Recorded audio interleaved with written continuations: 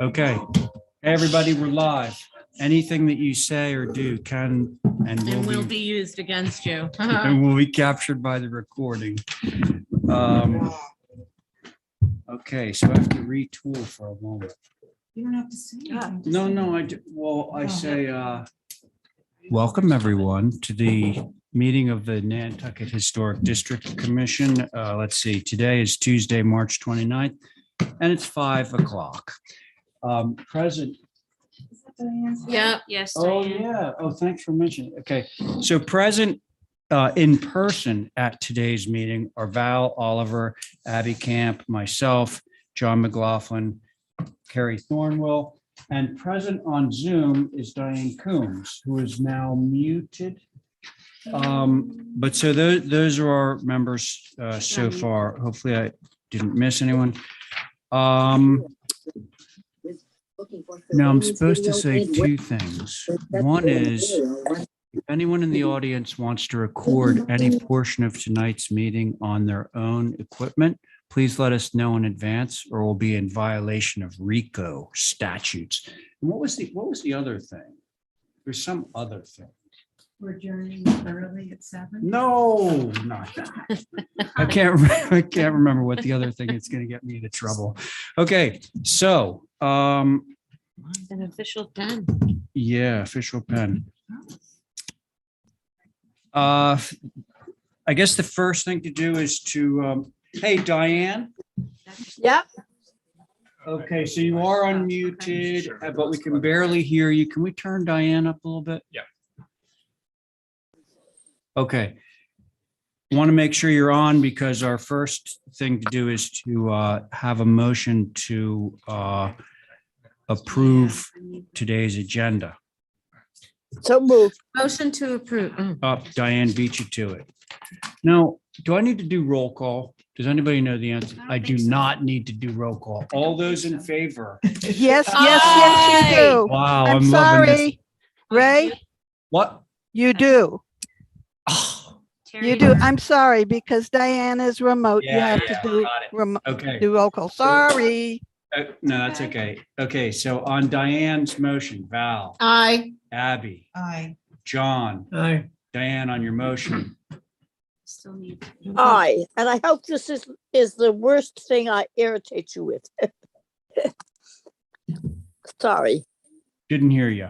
She said she hopes this isn't the worst thing that she ever does in her life.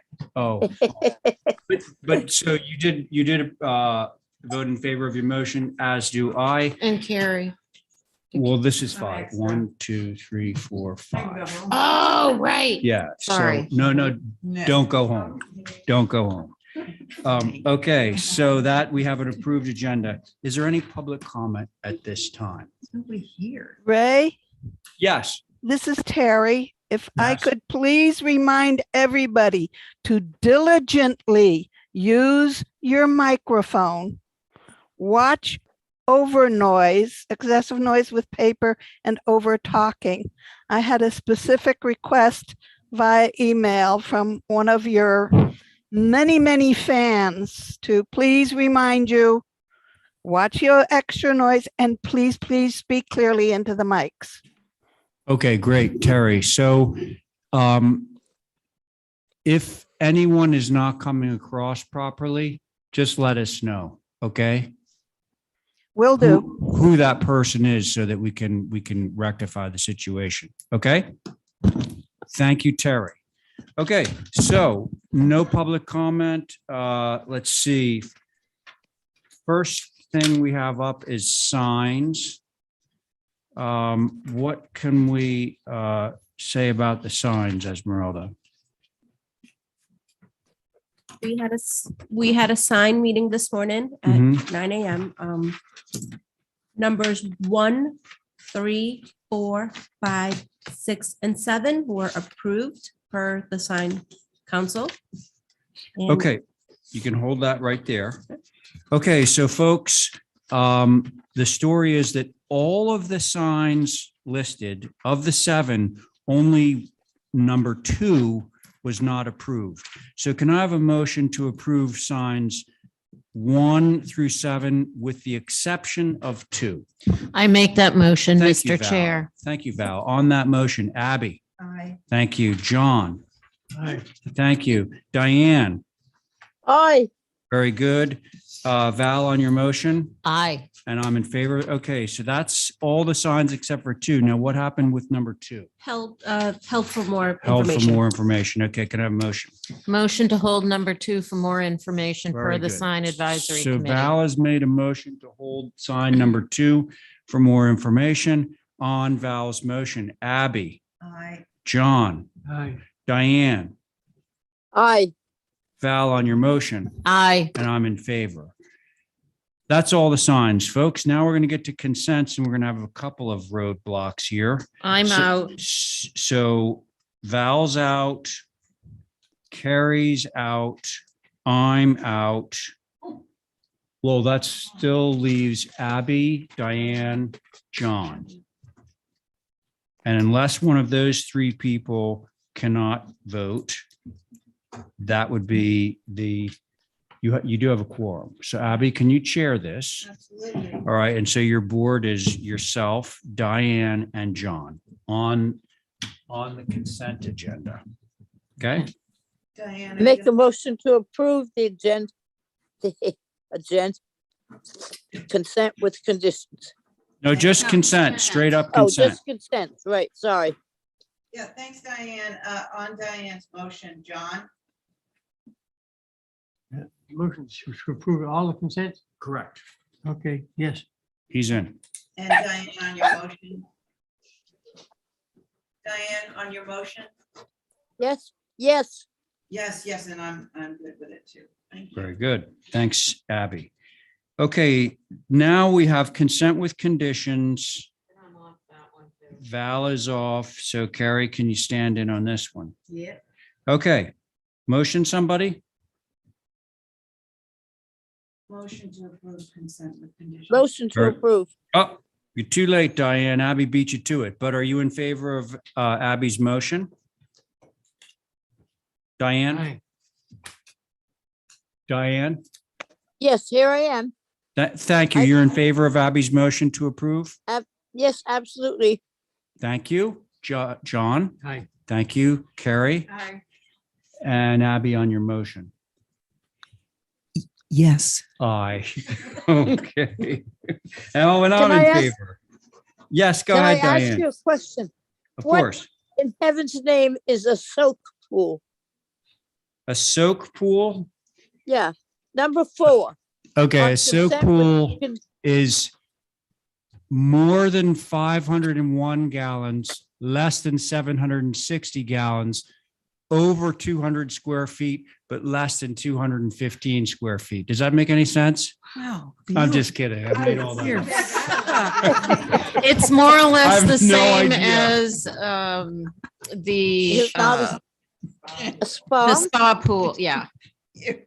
Just a different name. There we go. You're smart, Al. Thanks, Diane. Okay, so one new business item of March 1st, but I do not see Paolo. He is No. on Oh, Zoom. Paolo, you're on Zoom. If so, I'm- unmute. Oh, there you go. There you I'm are. here. Okay, very good. Oh, we need some drawings. So you did look at this last.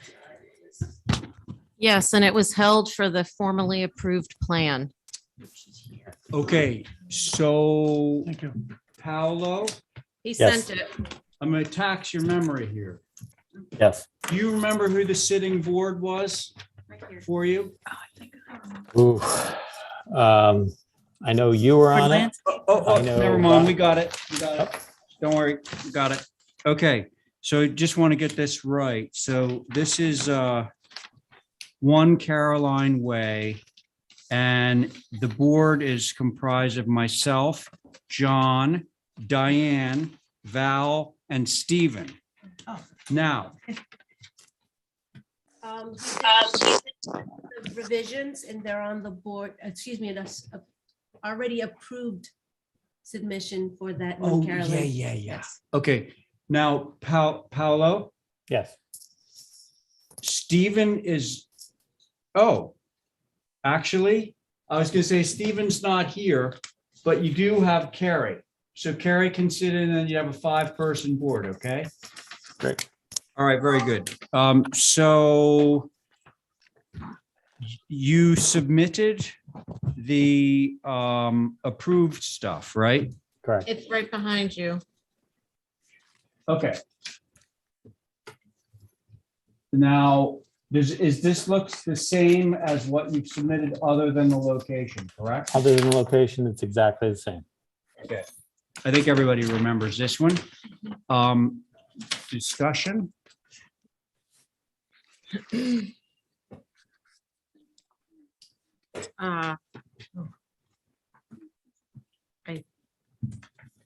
John. I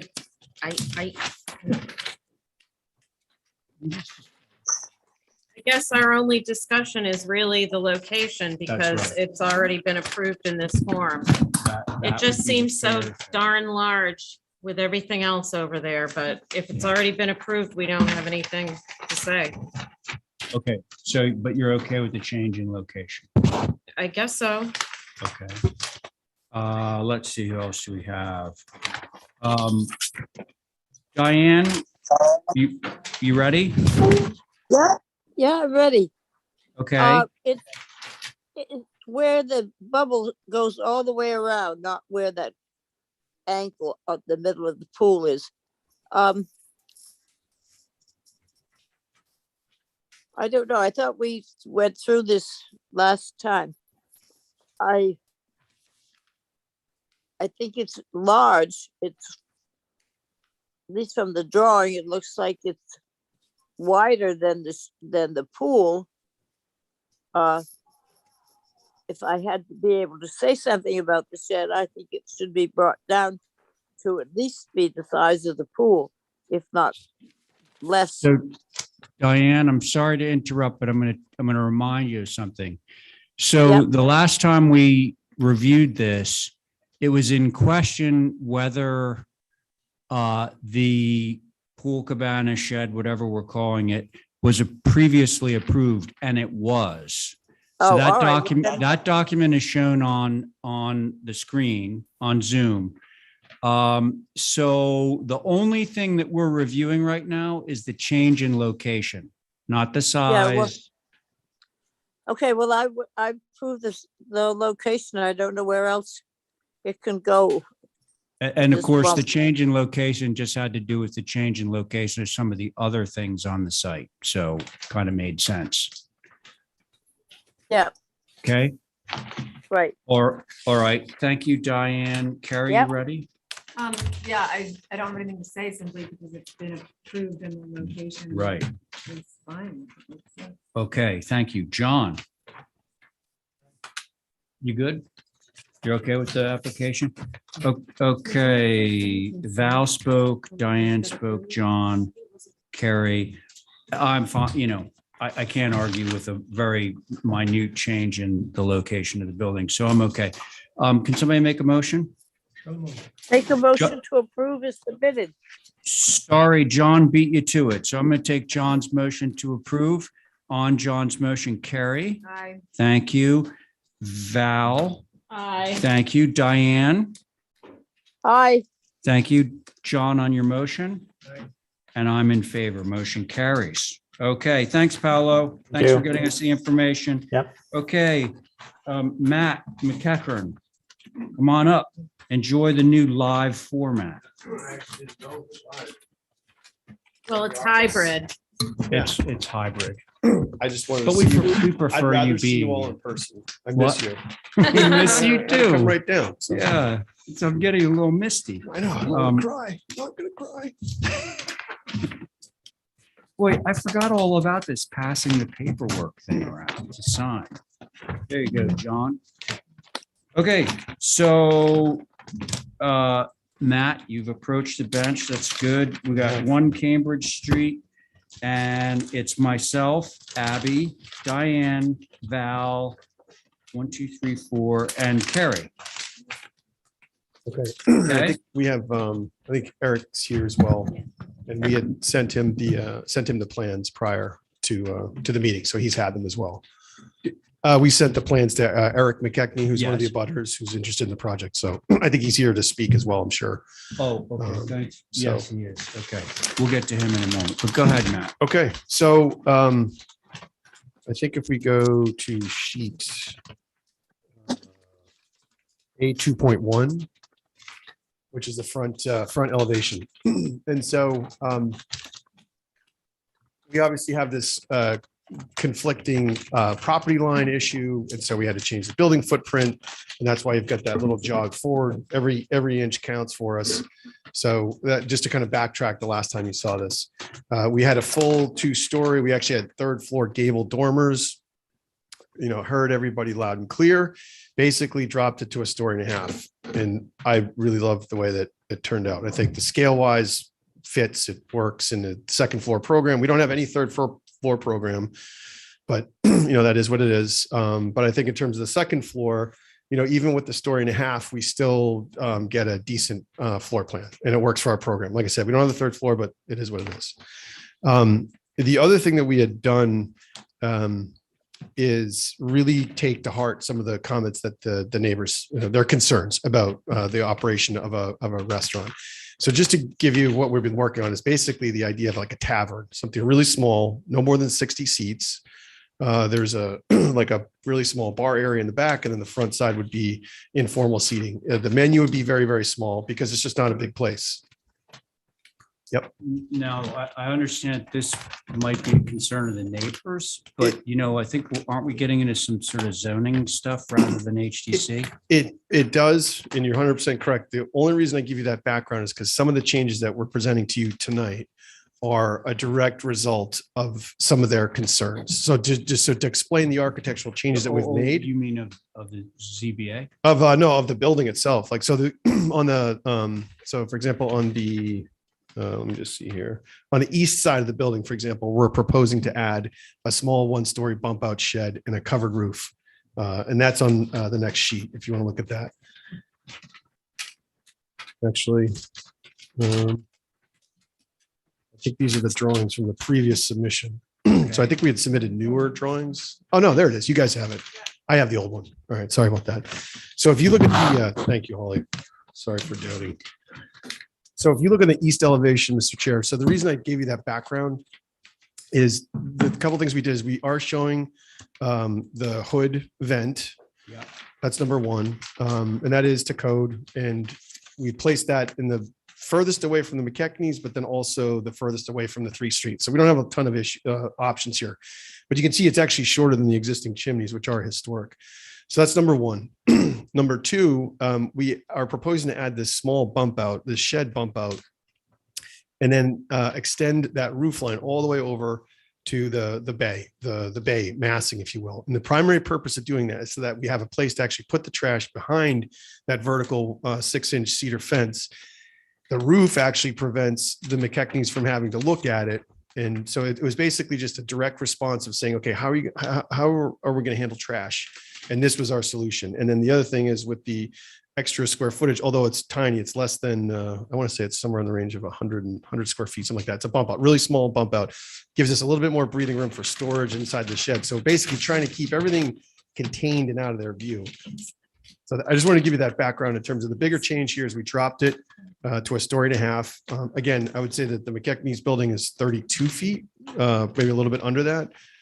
We're well under that. I actually was hesitant about dropping the plate height, but I think in the end, I think the building looks great. I think it's to scale. I don't think it competes with anything. And then the last piece of the puzzle here was this little bump out and this covered roof. And I think it's literally in a response to the McKechnie's concerns because that their second floor deck kind of looks up over this part of it. And I personally was excited about the fact that we were able to hide and keep things out of their view. I'll make sure that wasn't me. One last thing to point out is on the west elevation, those windows and awnings are original, and we were just hoping to keep those. And then the last thing, HSAB said, get rid of the white clapboard. We are showing white clapboard on the east and west gable ends. We can totally get rid of that. So with that, Oh, at the first floor. yeah, we had it was something we had on there that we thought would be interesting, but I think the HSAB has been consistent about getting rid of it, and we could totally get rid of it, but it's really up to you, the board. And Okay. there's probably other things, but I'm just going to stop there. Yeah. Thank you. Okay. Holly, your turn. Thank you, Mr. Chair. So as you all remember, this is a historic structure within the old historic district. And as Matt has been before you before, was built after the Great Fire of 1846. We built the brick one, and then the other one, the one that's actually being proposed changes, was built after 1923, between 1923 and 1949 Sanborn timeframe. So I just want to make a comment that Matt, I think HSAB looked at this. I have a date of March 14th, so these obviously came in after. So some of these comments may not pertain, but this is what I have, so I will read them for the record. So they looked at this on March 14th. Again, probably not the plans that are before you. This revision is moving in the right direction regarding the height and scale. The proposed style is modeled after the new McKechnie building next door on South Water Street. HSAB feels that the style and details of the proposed building are too formal and too similar to the McKechnie building. The original building was much simpler in detail. Look to the Opera House building for simpler details. Most of the massing is appropriate, except the roof pitch, which should be reduced to 10-12, and the west cross gable overwhelms that roof. Alternate concepts for the west elevation should be considered. The white clapboard sidewall should be changed to shingles, and HSAB would respectfully request any revisions. I just wanted to make a comment that understanding the proposed changes to the elevations shouldn't drastically change due to the property line. However, obviously bringing it down a story and a half is a lot more appropriate and appreciated. So those are the comments, Okay. Mr. Chair. Thank you. Thanks, Holly. Okay, Eric McKechnie, I know you're on board. You want to unmute, and if you have anything you'd like to say.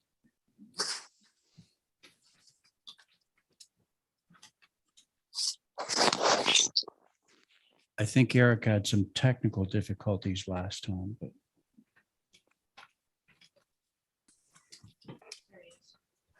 No, I'm just here to listen right now. we can hear you. We can hear you now. Yes, I'm just here to listen right now. Oh, you're just here to listen. Okay, no That's correct. comments. No comments. Very good. Okay, thanks. Well, here we go then. Board members. I'll go. Yeah, great. Thanks, Phil. I appreciate the downsizing for sure to 2-story as opposed to 3, but I still think that the first approval was in keeping more with town historic proper. It's simpler. The pitches are more cohesive to what's down there, and actually they're even a little less, but I just feel like I know, Matt, you're probably sick of me saying this, the steep pitch is just not something that we see in historic town proper. And so I think if something could change that way,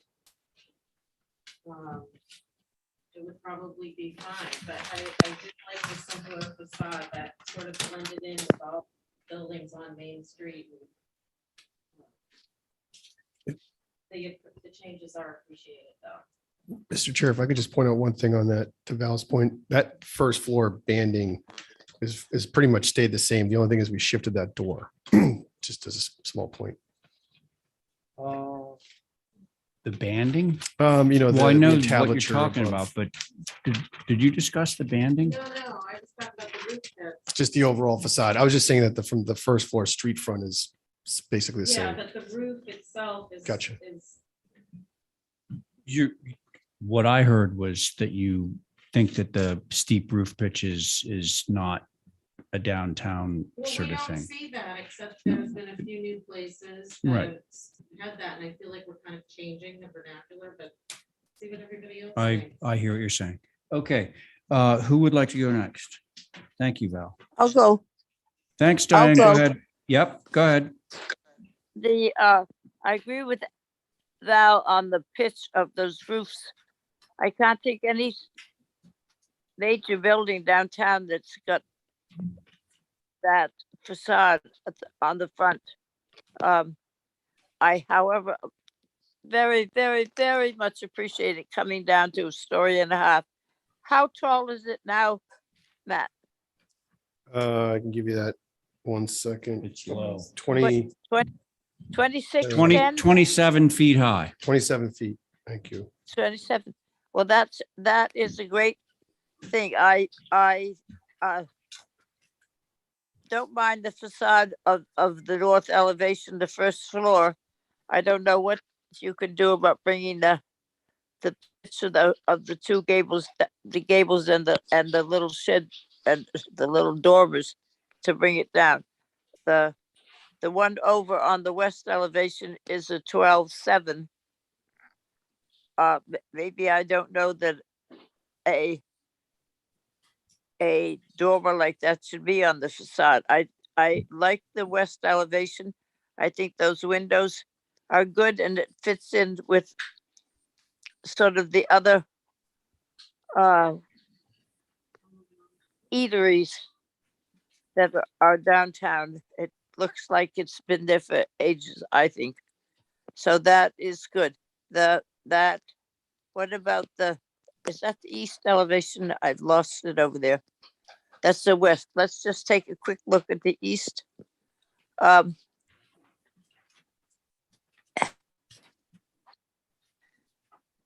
It's got a lot of stuff going on. That is facing the harbor, right, Matt? Yes, it is. I mean, it's an alleyway of sorts, but yes, it is facing the harbor.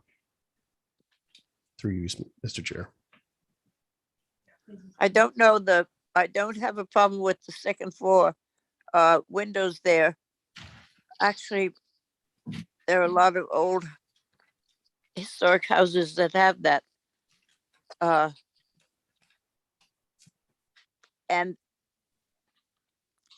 I don't know whether is it going to be clearly seen or is it got other stuff in front of it that it will be partially hidden? If I could answer that, Mr. Chair. Can. So there'll be a fence on both streets. And so I think while, if you're looking for it, you'll see some portion of it. But the idea was it's 1 story. So I think that there's probably some visibility, but I think the idea was to basically create as much screening as possible. Right. If I could also point out one more thing, which I forgot, if I could add this, Mr. Chair. Between the two structures, the old and the new, we actually have a big flat section. So all the condensers, all of them, all of the mechanical equipment will be between those two buildings. So that you will not see.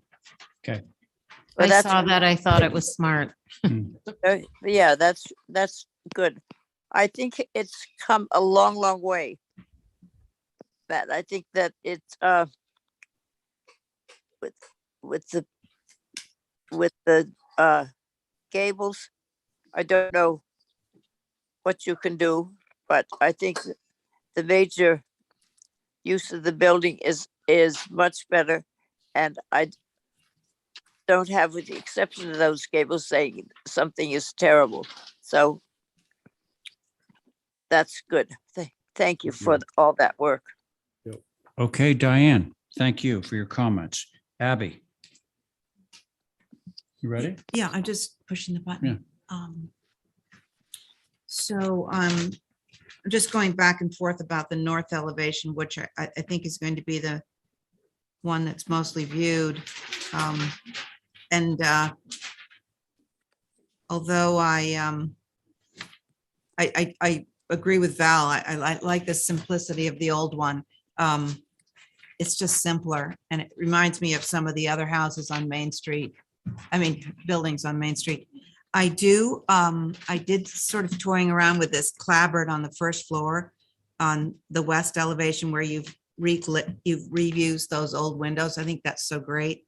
From that old little chocolatier store, whatever it was. I think the white clapboard somehow being on the first floor might sort of help break up the massing and maybe bring down that height. But I'd like to hear what other people have to say about that north elevation. Because I could go either way. Okay. Thank you. Is it? Okay, thanks. Carrie, I tend to agree with Val, I think, and Abby, the simpler elevation on the west was more successful in fitting into town. If this is the way we go, I do think the roof pitch is quite steep. It's funny, in fact, this building is taller than the other one. The other originally approved was 2510, I just read it. So this one actually is taller just because of that roof slope. And Then I think it does seem a little top heavy and a little fanciful. That high, I that don't- steep pitch. Could I just point, I don't think this is taller than the previous submission. Well, the previous approval, sorry, Don. Previous the approval. one that was the simple 26. No, 20, Oh, like actually, just under 30. It should be 29.6. oh, it says 29. My bad, my bad. Yeah, the other one was 30. It says 28.6. 28.6. Oh, okay. So then approved this at one is- 28.6. Okay, so this one is a foot lower, this Yeah. one. Okay, sorry about that. But the simplicity of this, I think, fits in a little better than this one. If this one is what we're considering, I would say bring the pitch down to soften it, lessen it, not so extreme. But all other details, I think, are fine. Clabbered, again, I think For me? I get Abby's position on it to break up the materials. I think that's okay. That's it.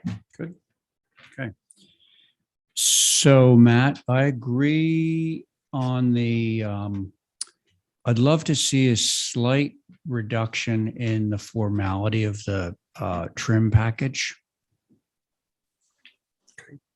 Opera House is an extreme, it's really, really simple, but Eric's building has got more detail, but I do think, like particularly because now the building has gotten visually more complex, that the elevated trim package, I think would just kind of be a little bit overwhelming. So simplification of that.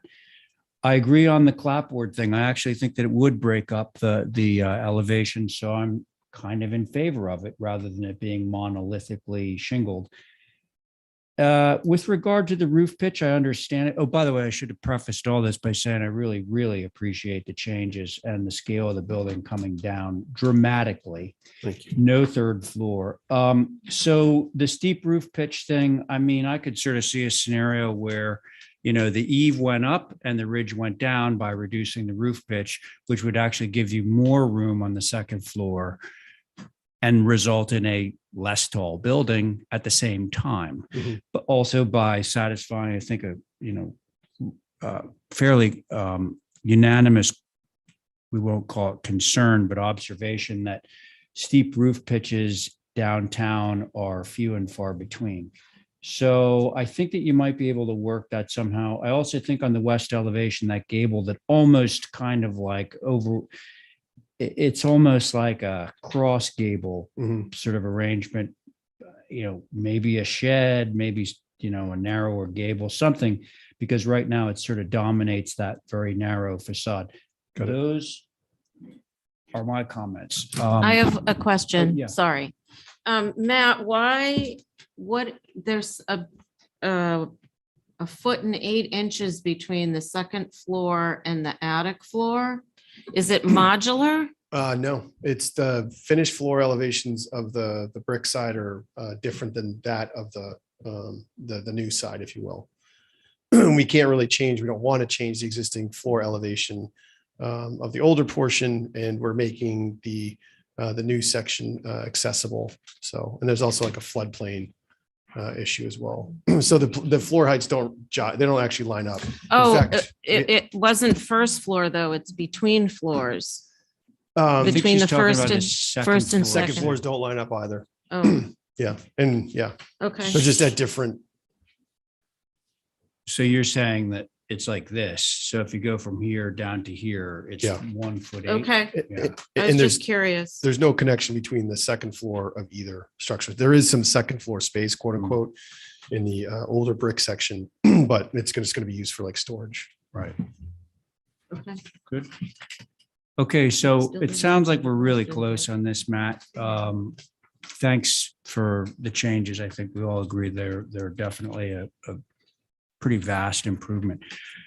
Should we motion here for some revisions? I make a motion to hold for some revisions, Sounds good, Diane. Thank you. looking at those cable. Sorry, what was Yeah. that? Sec? No, I said looking in regards to the gable and the dormers. Yeah, he has a few things he wants to look at. Yeah. Oh, and Diane, could your motion include sending to HSAB? Yes, and it goes back to ASAP before it comes Coming to to us us. again. Right. Yep. Thanks, Diane. On the motion, Abby. Aye. Very good. Val. Aye. Very good. Carrie. Diane, on your motion. Aye. Thank you. And I'm in favor too. Thanks a lot, Matt. Thank you. Yep. See you next time, or maybe we'll see you later tonight. Linda Williams. I'm here. Ah, there you are. 4 Dolphin Court, myself, Abby, John, Diane, Val.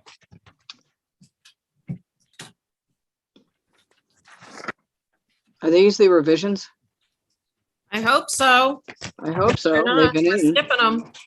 Nope, I put them in.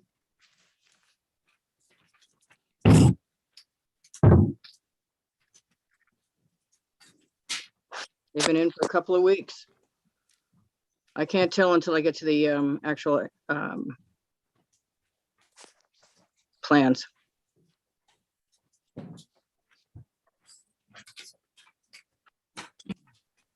Okay, there we go. You asked us to drop the ridge, we did. You asked us to drop the eave, we did. And that was pretty much the concern. Okay. Short and sweet, Linda. I love it. Yep. Thanks. Okay. Mr. Chair, Yes. I do not have additional HSAB comments. I just wanted to mention, I got a couple from staff's perspective. Circa 1987 structure originally. Appreciate the color rendering on the site that you all saw. The addition was dropped and is 2 feet from the main mast. Eve dropped as well. The proposed shed dormer, I believe here, it looks like it's all the way up to the ridge. It could be the drawings because it's hard to see, but I would recommend it bringing off the ridge and have less wall in that space if possible. Those are the comments, Mr. Chair. Thank you. Very good. Thanks, Holly. Can I address that for 1 second? Because they're trying to keep the floor levels the same because it's a guest house. They had to run it up to the ridge because they didn't want to. We could have dropped it, except that the pitch would have been lower than the Linda, my dear. So we just tried to keep that. Linda, just say 4 and 12 plus or minus. Okay, works for me. There you go. Okay, so she can drop it down off the ridge. Maybe 6 inches or so.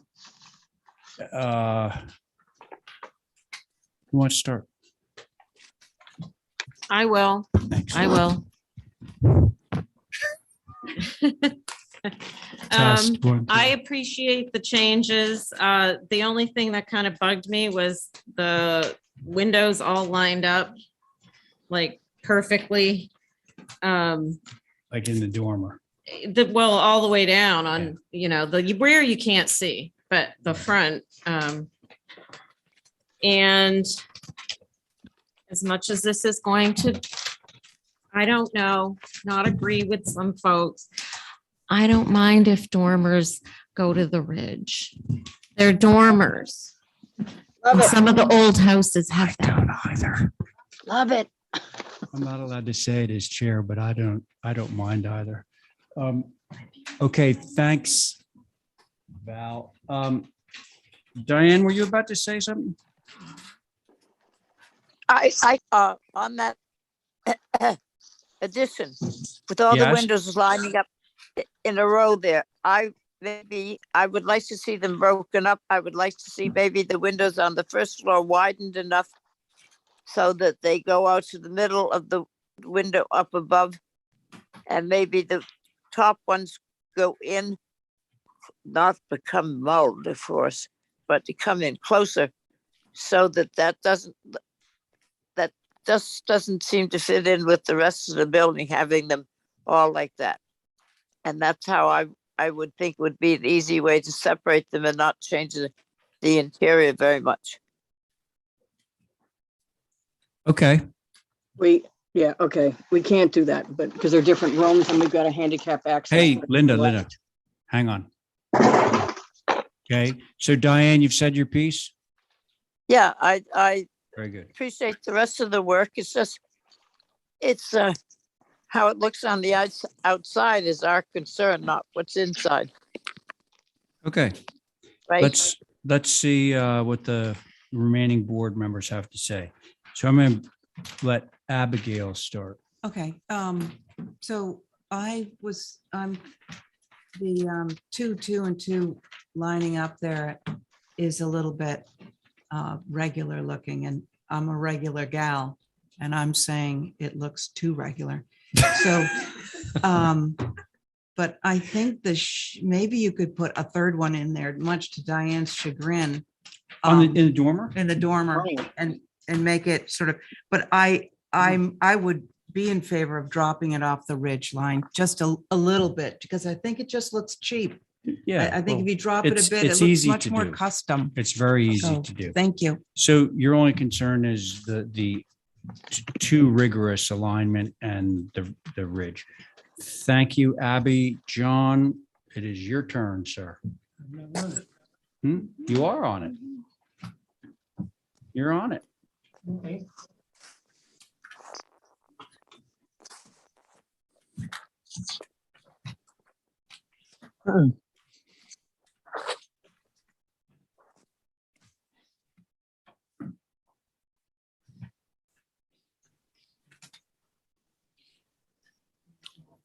So, John, that addition is what we're reviewing, and what they did is drop it all down, so the ridge dropped down and the roof dropped down.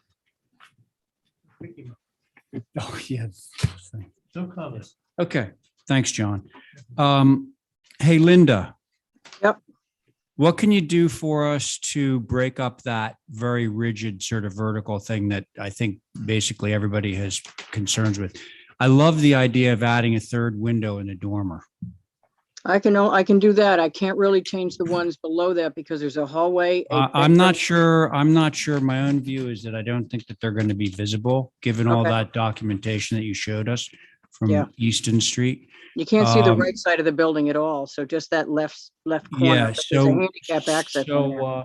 how would we feel about adding a third window, which, by the way, there's enough room there, Diane, so that they would not be mauled. You'd have shingle course between. Yep. And I'll push the 2 other windows to the outside walls, further another course of shingles, so the one can fit in the middle and have at least 2 courses between them.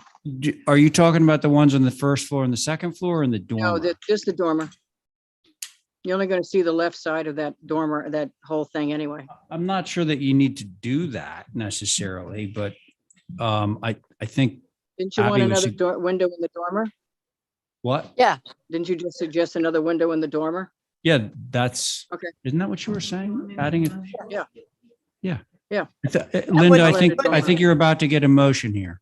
But you're not gonna like Okay. part of it. So, motion to approve with the following changes. Third window in the third floor dormer, and Okay. dropping the ridge of the dormer down 6 to 12 inches. 6 inches I can do. Right. That's a plus or minus. Yep. I don't dislike that. I'm just saying it's not a requirement, but so that's fine. Okay, so Abby has made that motion. On the motion, Val. Aye. Thank you. Diane. Aye. Very good. John. Aye. Thank you. Abby, on your motion. Aye. And I'm in favor. Motion carries. Thank you, Linda Williams. Thanks. All right, next up. Ethan, are you around? I am. Can you hear me? Yep.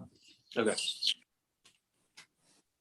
Okay, so 36 Easton Board, myself, Abby, John, Diane, Val. Okay, Ethan, go for it. So basically, this was filed about a month and a half ago or something, and they wanted to add a floor deck above the, porch above the porch below. The comments were to skip. Jesus, hold on. Oh yeah. Someone's calling me. Anyways, to scale down the amount of shingles and railing, so I did two versions. So I basically brought in on the west side, brought in the whole deck 3 feet in, matching, if you look at the like roof plane or site plan. So it's brought in further to the building, away from the edge wall down below. Also brought down the railing, so it's half shingles and half spindles. Now, I did in the original photos way back when, there was little X railings up there. It was a decoration, but because of code, we have to have it 3 feet high. So I did that version there, showing carrying the pattern that was like on the original building, but then had a solid window shingles below, just so it's not so visible, it dies in more with the building. And then if you scroll down to the other version, if you just do regular standard vertical spindles like everywhere else. And those were the big changes from the comments. Okay, thank you, Ethan. Asa? Okay. Mr. Chair, thank Yeah. you. So you all probably remember that this is a circa 1896 shingle style within the OHD. HSAB did not look at these revisions. However, they did have concerns originally on the railing, and basically the proposed half shingle rail before was much taller and kind of complicated that fairly simple massing. Out of the two proposed that Ethan has refined, I would think that actually the Crossbucks one really harkens back to the original shingle style structure that was there. And with the shingle rail kind of being halfway in between, it kind of blends in with the existing shingling of the rest of the building. So those would be my comments, Mr. Chair. Okay, thanks. Thank you. Apropos of those comments, Ethan, how would you deal with the code issues with the Crossbuck? We would put probably like what they do everywhere else, and was it the plexiglass or something behind it for the inspection? It's going to be pretty tight. So we don't want to have that there eventually. It's going to be kind of, we want to have it a little tighter, I guess. We'll make it work for code, but we want this is what we want the look to be. Okay, so I was talking with the builder, Scott Anderson, and he has a way he can do it to make it work with the code. You can also, run wires or stuff. You can run behind it, exactly stuff like that. Very fine Okay, wire and stuff. just curious. Okay, Yeah. Thanks, Ethan. Who wants to go first? I will. Thank you. Actually, Val just beat you to it. I'll get you next, Diane. Hang on, Val. I agree with Holly about the crossbucks, although I would be concerned about something shiny like plexiglass. Yeah. So I would hope there was a different solution. Like I like the idea of maybe the wire that you're not going to really see. That's all. Okay. I like the wire. Yeah. And that can actually stay. All right, Diane, your turn. I would go with Crossbuck. I think it looks fits in with the historic of the house, original house. The only thing I can't figure out, what are the P windows? Oh, those are original. So when we did a windows survey for the whole building for storm windows, I just labeled every window. But those are original, they're not changing. Okay, I just didn't think they fit in with the others, but they were the same size. So that's all. I think that the porch is good with the Crossbuck. Great. Thank you, Diane. Abby. Crossbucks. Okay, there you go. John, comments? No comment. I think it's suitable to what you want to do. All right. Sounds like you get the Crossbuck option. Thank you. Can I have a motion? Make a motion to approve as submitted with the crossbucks. Very good. So I don't know whether you have an option A or option B. It says option A. Option A. Okay, so the board is Option A. about to approve option A, i.e. the Crossbucks. Okay, thank you for the motion, Diane. On that motion, Val, Aye. Abby, I, John. Aye. Thank you. Diane, on your motion. Aye. Thank you. And I'm in favor. Motion carries. Thank Thank you. you, Ethan. Okay, Goodbye. Sauna. Thank you for coming live.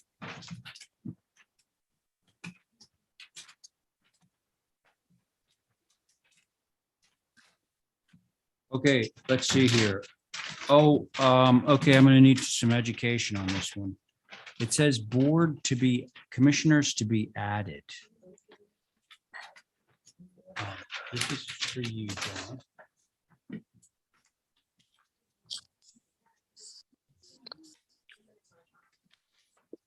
Oh, okay, so we do have a board. Yeah. Okay, thank you.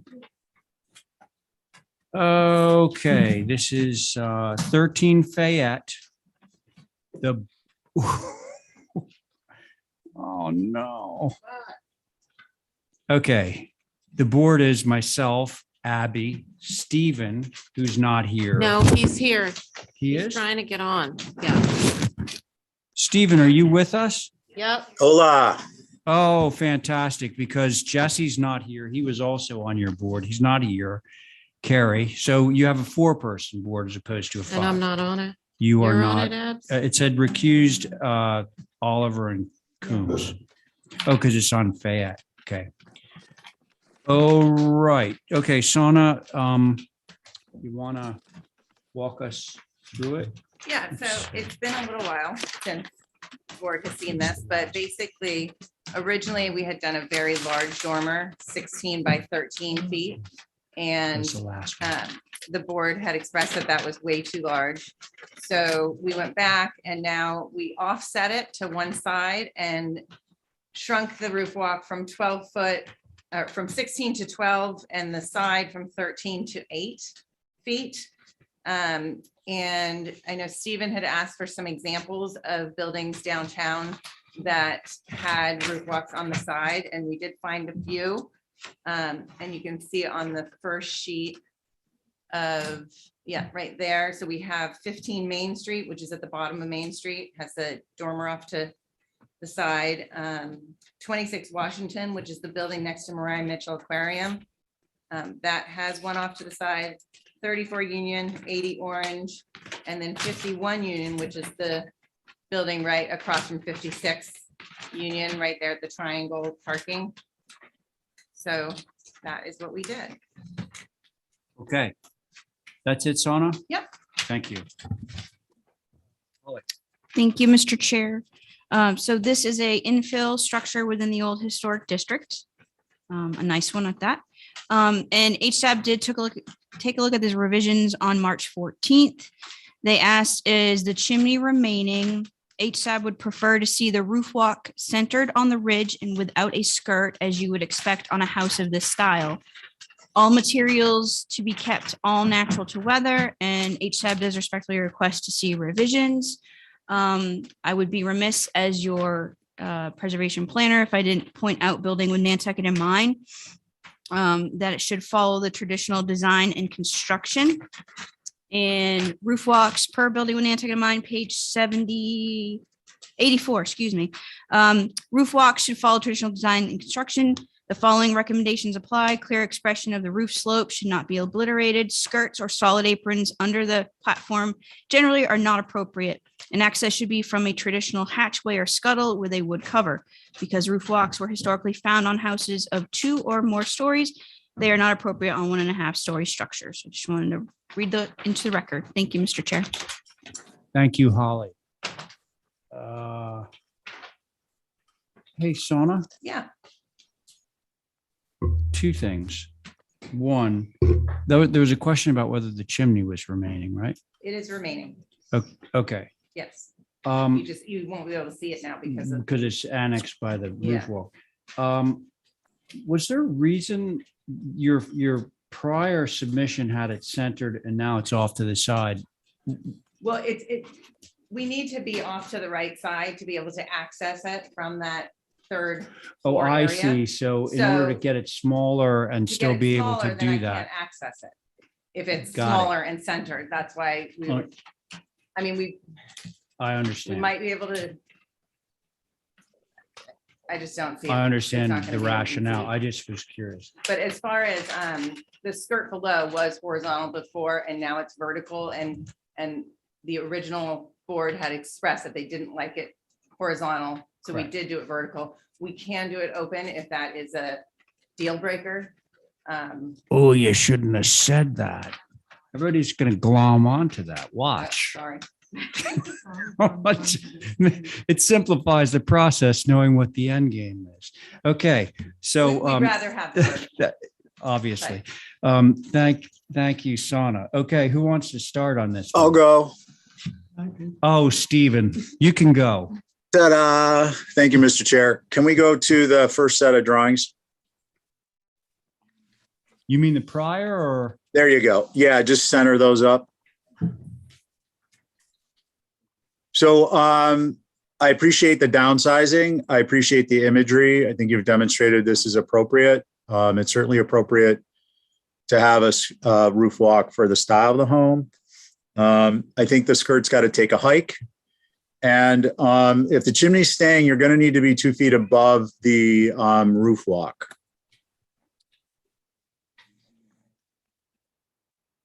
Is that it, Stephen? That's it. Thanks, Mr. Chair. Oh, okay. Thank you. Abby? Yeah, that's a good point. We don't want to burn the roof walk down. I would prefer a centered roof walk too, if you can squeeze it in. I don't mind it getting larger, but I think traditionally the roof walks were centered. Is there anything else? Was there anything else you're asking for? Or no? No, just roof wall. That's it. Okay. Yeah, and skirtless. Okay. Thank you. Carrie? I also think it should be centered and skirtless. I do think the rear of this building is visible, and with this off to the side on the rear, it's so busy back there. It's so crammed up. It looks like an accident. And I think if it were centered, it would help get off the dormer a bit. Yeah, and I think the building is so teeny, narrow that having it to the side is really off for me. Just because it exists doesn't mean it. Okay. Thanks, Carrie. I would, now that you've tipped your hand on the skirtless thing, definitely that. I think you made a good argument for the off-center roof walk, and they do exist. And in a way, I find that it's less formal. And this is not a hugely formal building. So I don't dislike the fact that it's off-center, but I would really much rather have it without a skirt. And Stephen, I want to query you after this on the 2 feet above the rail. I know it's supposed to be 2 feet above the ridge.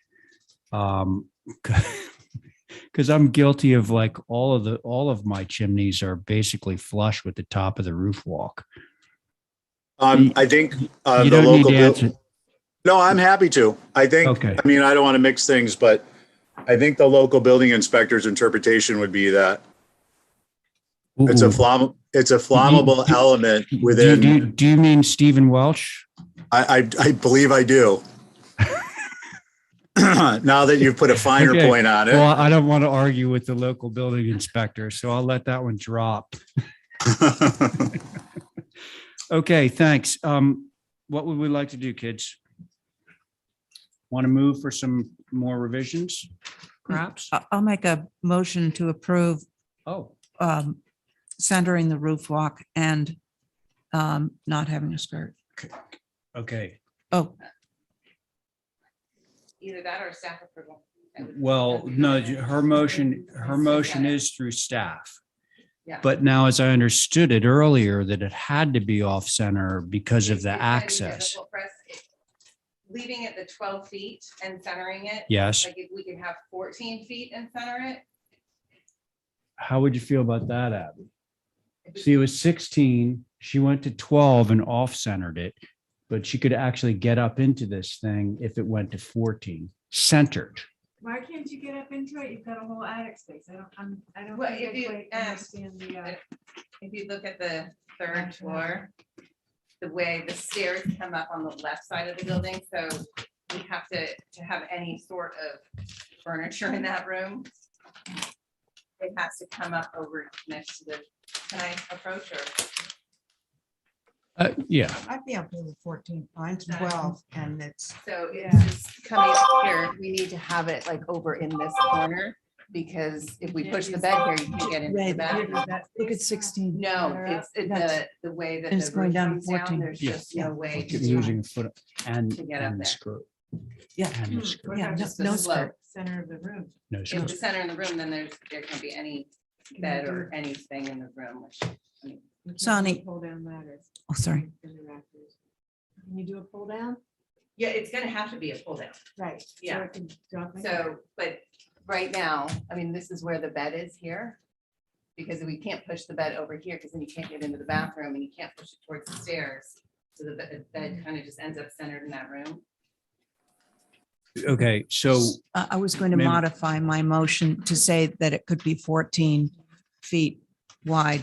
okay, so let's make sure we got the motion.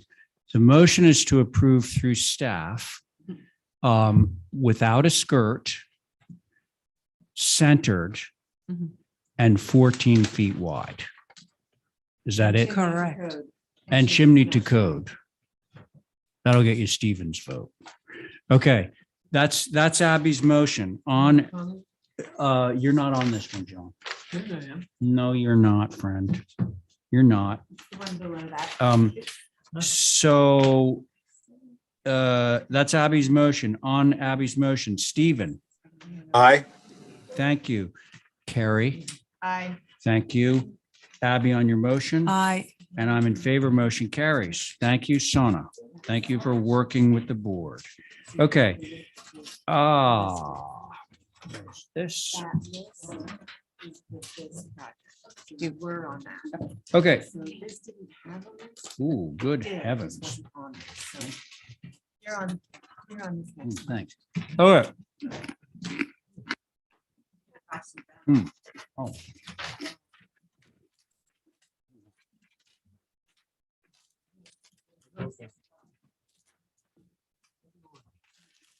Good.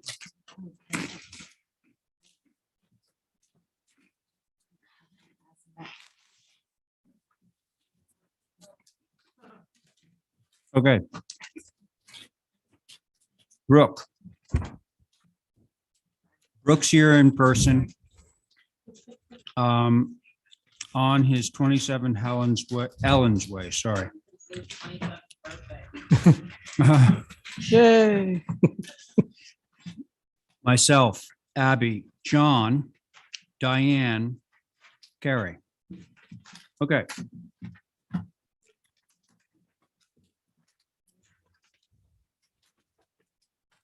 Ooh, these are good. Do I have Val to thank for these?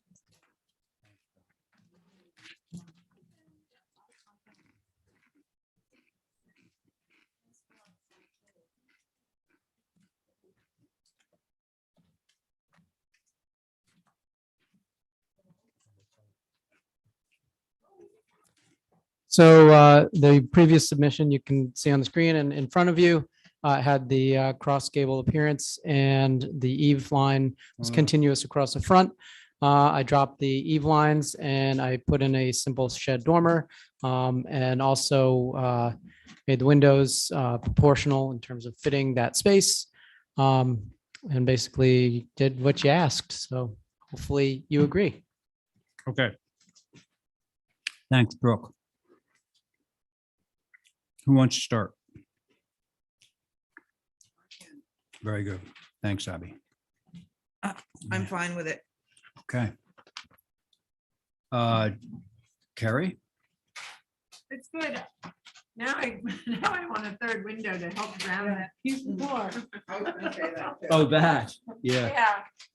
Sort of, can you either shift it over so they're balanced or add another one? There's a stair there. I mean, I Oh. guess I could put a blind window, but I hate doing that. Yeah, Oh, the other thing that I didn't show, but you had asked, and if anybody feels compelled to make this motion, and that was to change that 9-light door to a 4-light door.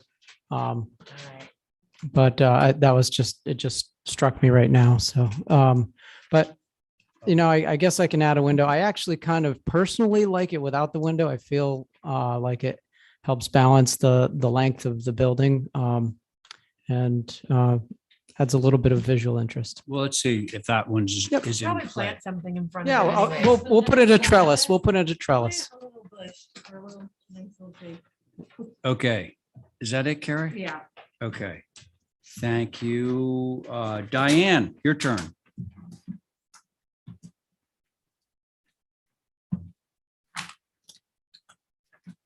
You with us, Diane?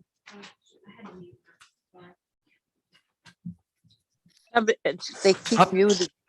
There you go.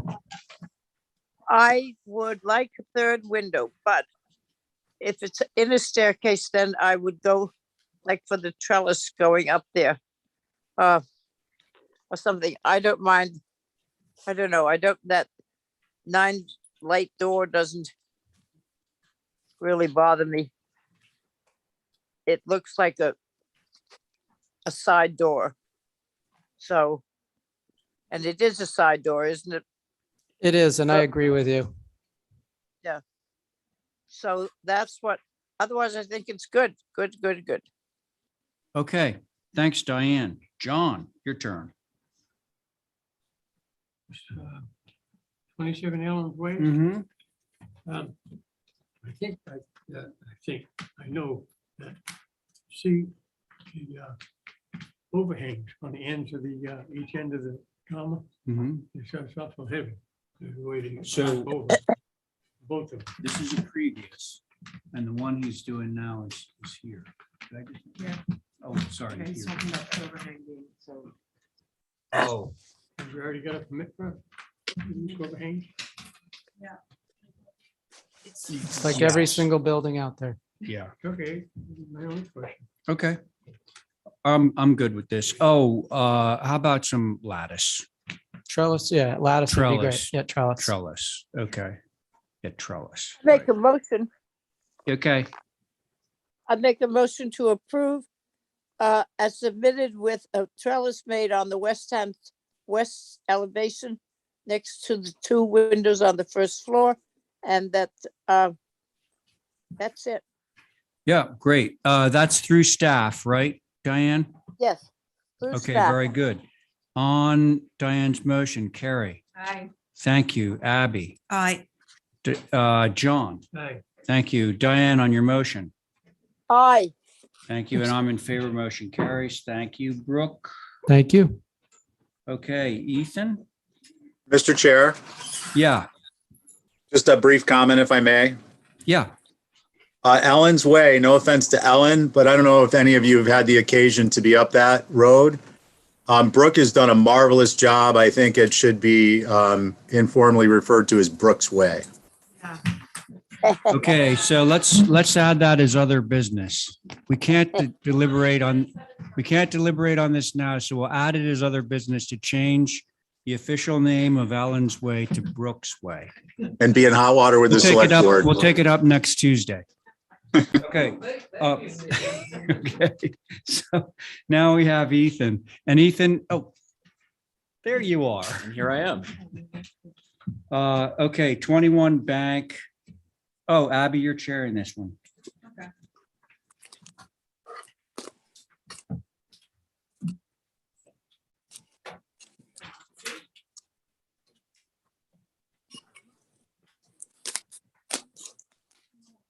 Okay, So this is proposed renovations and additions, vertical additions to a cottage in Sconset, Codfish Park. It initially went to Sconset Advisory Board and then to the HCC. From that first Sconset Advisory Board meeting, the abutters were primarily interested to see how the massing of what's being proposed relates to the bluff and sort of the rest of Codfish Park. And Sconset Advisory Board wanted to see a little bit more information about how the massing has sort of progressed over time. So that's the sheet that's up right now. Demonstrates that. Also, Sconset Advisory Board recommended that we provide a streetscape. So what you're seeing is, I think it's 19 on the right side, and I think it's 23 on the left side. So for comparison, and again, that's sort of the massing development as it sort of stands now. The board's HCC's comments from last meeting was generally that the cross gable massing that we proposed was just way too formal and just not appropriate for this particular structure. So we've really revised that to a massing type that's very similar, actually, as far as Bank Street's concerned, to 19 Bank Street.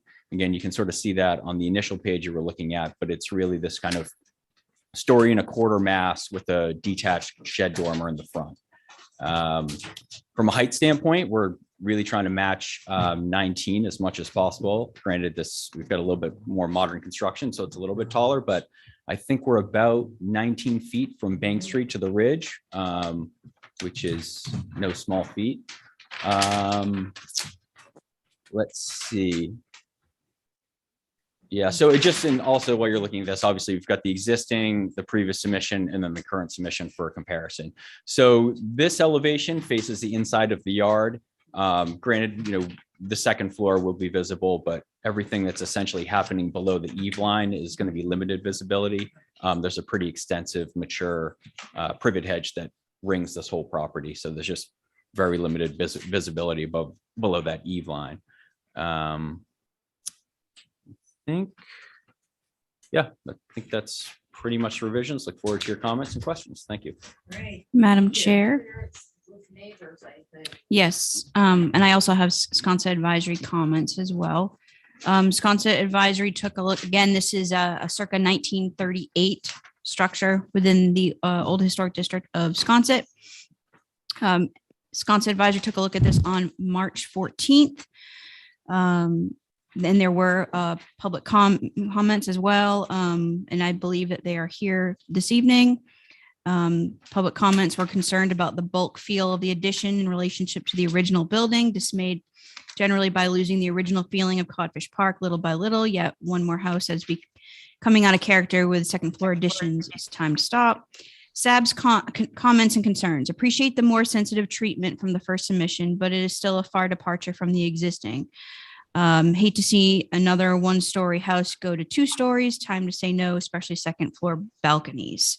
From staff's perspective, appreciate the revisions and showing how the Sconset shacks evolved. I don't know if you all saw that revision, but or that sheet that Ethan has in the plans kind of harkens back to Henry Foreman's review of how the shacks in Sconset have evolved over the years. However, I did want to mention that most of them did not evolve into a second floor. However, the proposed gable forward with that shed dormer is more appropriate versus the gable forward previously. And I would recommend, instead of asking for or proposing a 2 full stories, more of a 1 3/4 height would be more appropriate versus that full 2 stories. So those are the comments for your consideration, Madam Chair. Thank you. Thank you, Holly. So the overall is 19 feet. Correct. It's, granted, it's a second floor. That's the whole program is sort of adding another bedroom. It's a 2-bedroom house or a 1-bedroom currently. I'll point out they do have a 3-bedroom septic system, so it's not like they're trying to sort of max out the entire availability of the lot. They just would like another bedroom, essentially. Nice.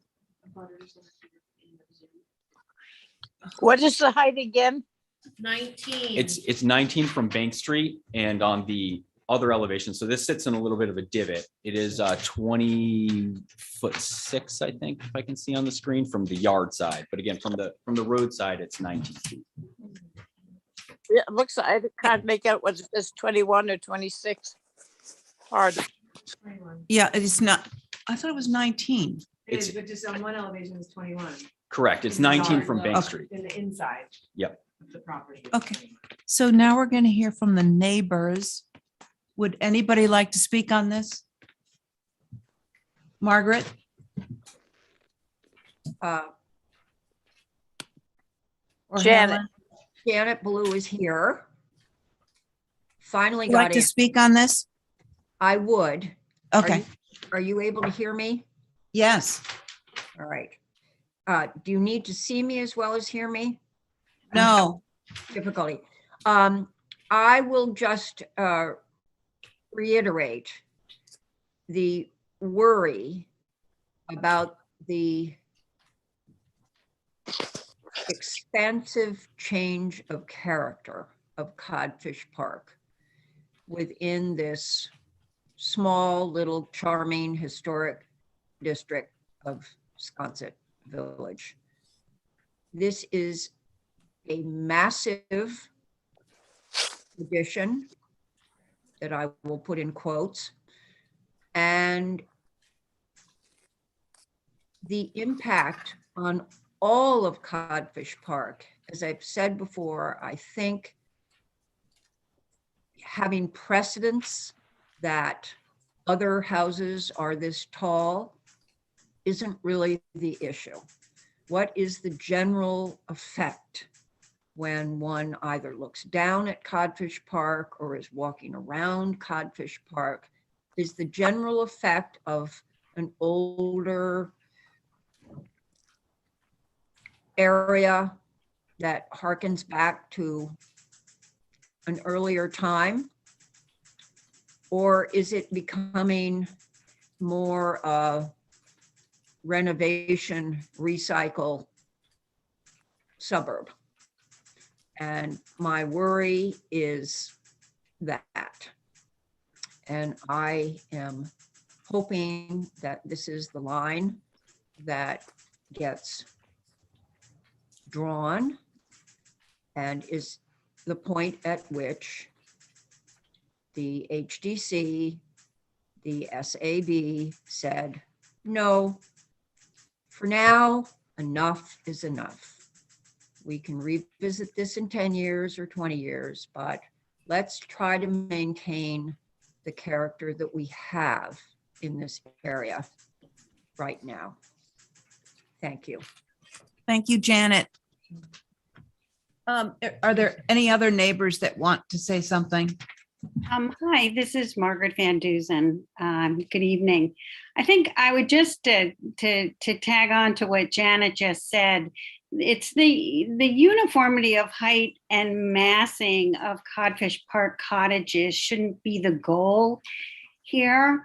So the comparison with 19 Bank Street, and this is particularly true for Bank Street, which is a very picturesque lane with the houses facing towards the bank, and then there is the bamboo on the bank there across from the houses. So it is a dramatic change in character. It is a historic house and a contributing structure. And I guess I just conclude with, the SAB was concerned about that porch, and that porches really shouldn't be allowed on this particular structure, or maybe, I don't know whether they said that more generally about Codfish Park, but particularly here. Thank you. Thank you, Margaret. Any other neighbors? Then we'll hear from the board. I would go. Okay, Diane, please go. First of all, I find it unfortunate that you chose 19 to emulate, because it is I believe it is a inappropriate facade that faces out. I think on this one that the deck on the second floor is totally out of use here. This is supposed to be a little cottage. It was a little cottage. Now it's another copy of a building anywhere.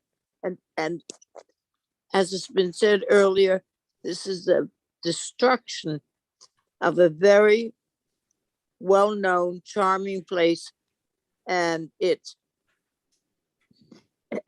shouldn't be so destroyed. Look at the existing buildings, not the previous submissions, but the existing buildings. And out of an existing building from the west, I believe that is, there are 2 windows on it. And look at the west down below, current thing. You can't see the facade. There's no break in the thing. There's 1 window and the dormer up above, and I believe there's a door and stuff. It's supposed to be a simple building, and it is not. And I think that it is much too over fenestrated. I think it's too complicated, and it's lost any of the charm of Bank Street or Codfish Park as a whole. I find it inappropriate, and I would like to see some effort made, not making it a 21, but bring it down to 1 3/4 at the minimum to break it up. And what is added, my feeling is it is not appropriate. Thank you. Thanks, Diane. Thank you, Diane. Stephen.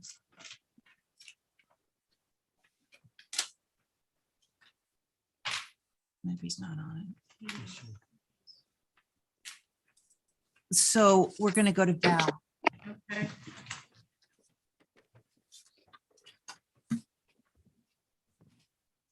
I think, can you hear this one? Yeah. It needs a little bit more simplification, perhaps. I think that the facade that faces west or Bank Street, I'm wondering if part of the first floor roof that's there could stay, first floor and then evolve into a second floor, just to keep it on the streetscape more, the scale that it is on the street. I like the dormer being, having smaller windows, and I think that's appropriate. The most concern I have is the east. I'm wondering, I know that's the view of the ocean, so I'm wondering if something akin to, I don't know, the what's it called? The greater light. You know how they have just a railing, a door that opens, but it's just railing. There's no actual Deck in front. step Yeah. out. Mhm. So you could still experience the ocean, but it's in keeping, closer to the footprint of the house. I like the little cross window in the gable. I think there's a lot of good things about this. I like how you've added and made it look, this is a compliment, ramshackle, like Codfish Park was. That's how it evolved. It was people with shacks that just added on. And so I think you're heading in a good direction. Just perhaps take the second floor and make it as minimal as you can and try to, at least on the front, keep it more street scale of what's there. And that's it. Very good. Thanks, Val. Stephen, are you there? Yes, thanks, Madam Chair.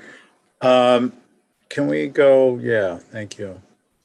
So I agree with a lot of what's been said. A little bit different take on Val's comments. I think there's too many contemporary elements. I think that anything that's additive above the existing first floor needs to be just needs to be scaled back.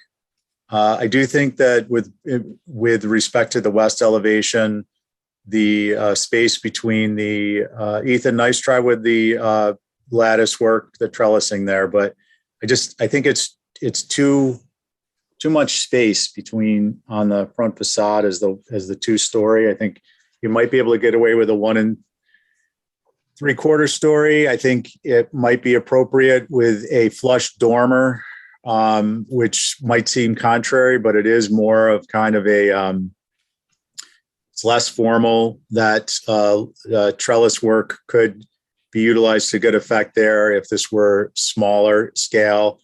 I think the drawing says 21, and the application says 22. So I think that needs to be resolved. And I couldn't tell for sure. I don't know. There may be a video. Something is preventing me when I tried to preview this. And again, tonight from downloading it and viewing it. Do we have a clarification of the height for you, Madam Chair? I have 21.6 at the highest point and 19 at the second highest point.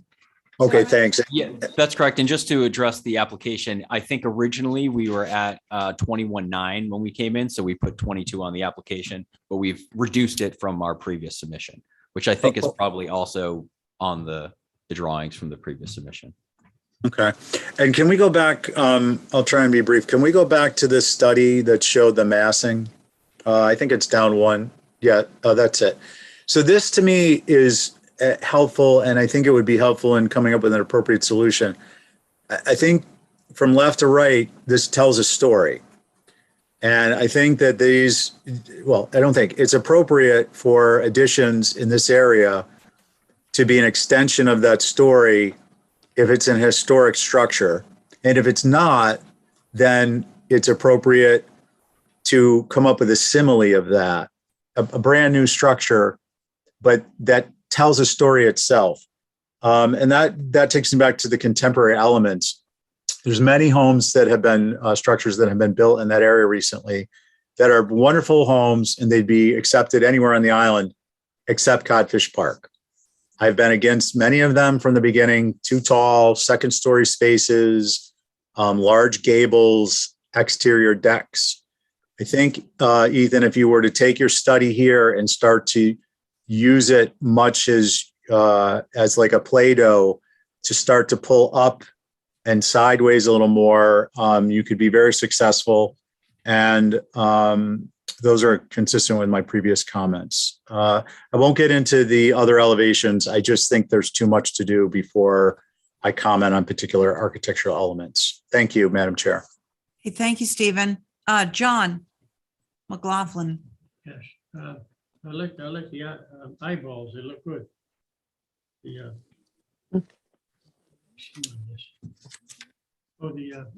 two 15 lake doors. Oh, on the east. It shows that with the bullseye. And they saw two 15 lakes, I think. I'm wrong.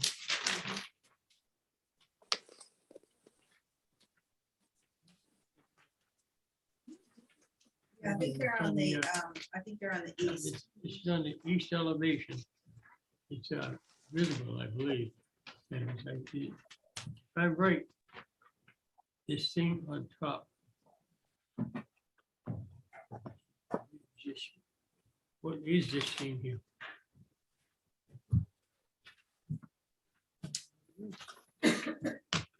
Oh, it's a bench. Huh? Pretty sure it's a bench, John.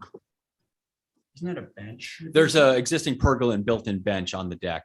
Yeah. That's existing. Okay, That's fine. existing. Thank you. Thank you, John.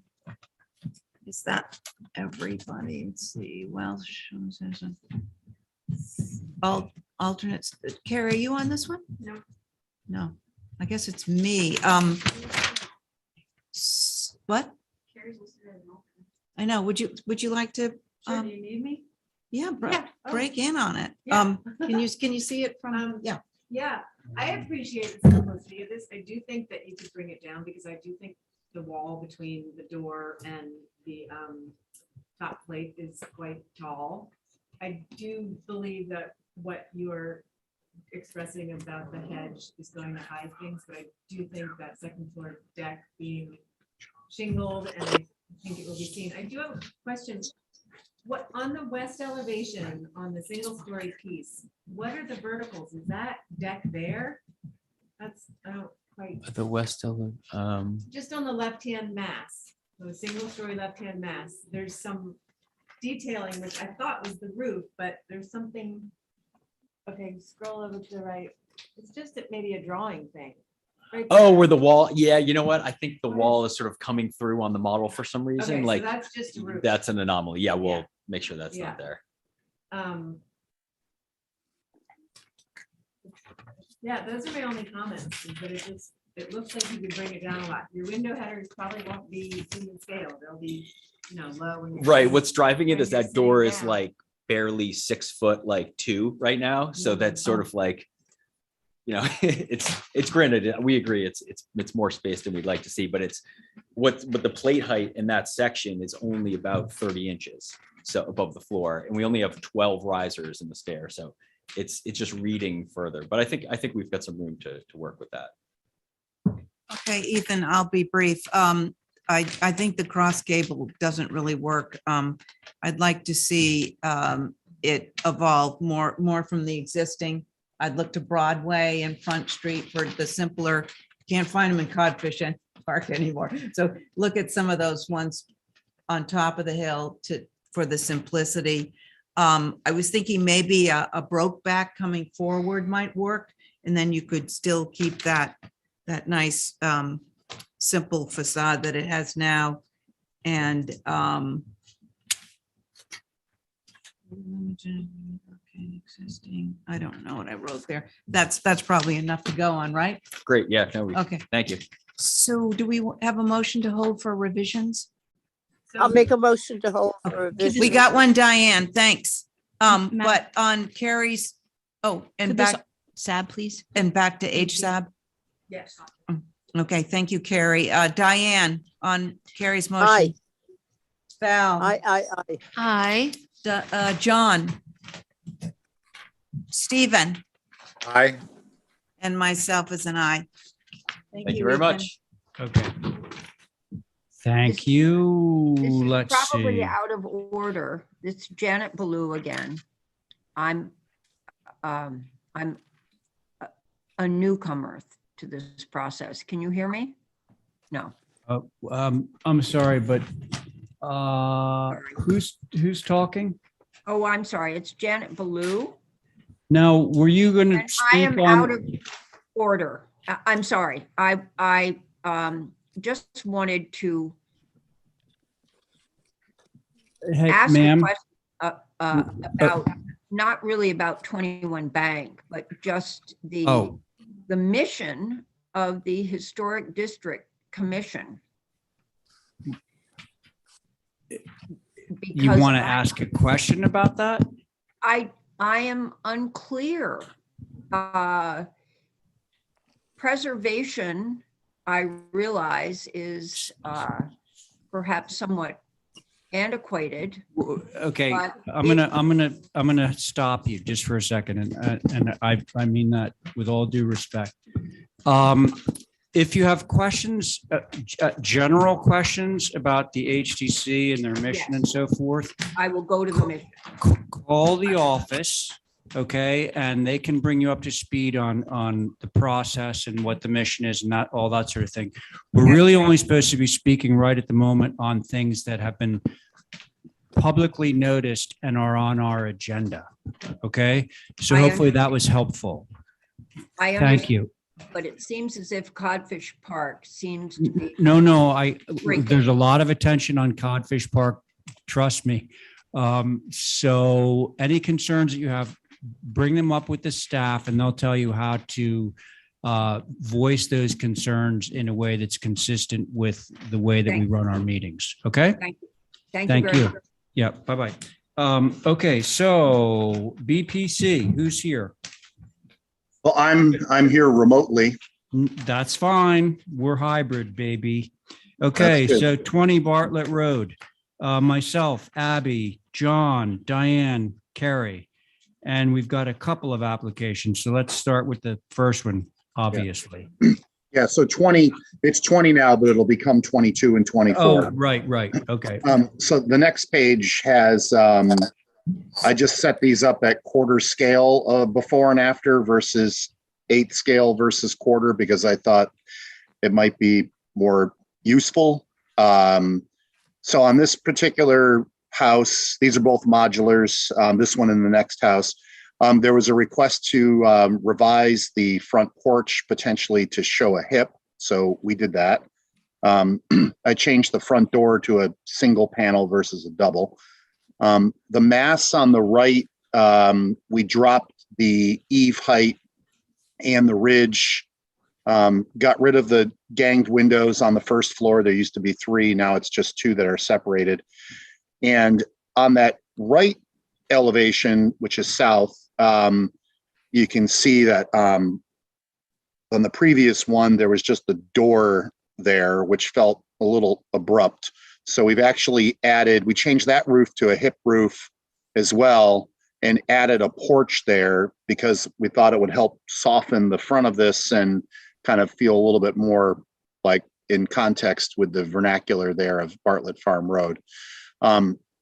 We also on that south elevation, the right side, got rid of the 4 light windows just to simplify fenestration because there was a few comments about a lot of the fenestration. The 4 ganged windows that show up there are set back. You're not going to see those from the public way. And then this is really, these are largely fenestration comments. We simplified the fenestration and again, the roof changes that we've already commented on. That's it. Thanks. So I do actually have a question for you at the outset, Joe. Yes, sir. So the address is 20 Bartlett Road. It's actually Bartlett Farm Road, correct? Correct. As opposed to Bartlett Road. That's and right. Now my understanding was it wasn't actually on that road, but it was on the little road that spurred off of that where Jeff Thayer did his project like last year. No, if you go back to the first page, it's Oh no, that's right. This one is the one that's before you get to Jeff's as you're going to Bartlett's. correct. Yes. His, if you on this site plan on the bottom left, that is Jeff's lot that used to be 24. And it now the address has changed to whatever that side street is. Got it. Okay. Yep. Thanks. Okay. Sure. All right. There weren't the one comment that if you go to the next page, there is one comment that I did not address that is worth pointing out. One of the comments was whether or not we should eliminate the shed dormer on that right-hand mass facing front. And I looked at that and it really felt like there was too much shingle space. So it was a little bit, I guess, like what you were just chatting about with Ethan in a way, that the flush dormer and that small dormer I thought was a nice, cute element that made sense to keep.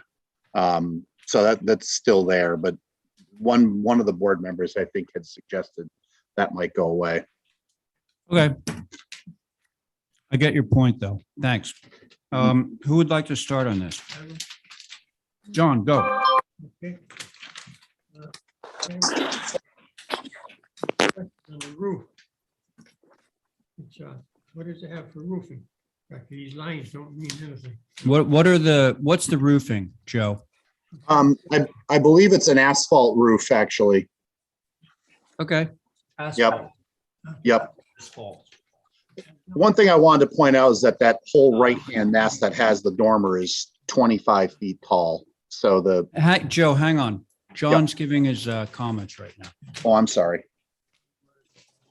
I'm here.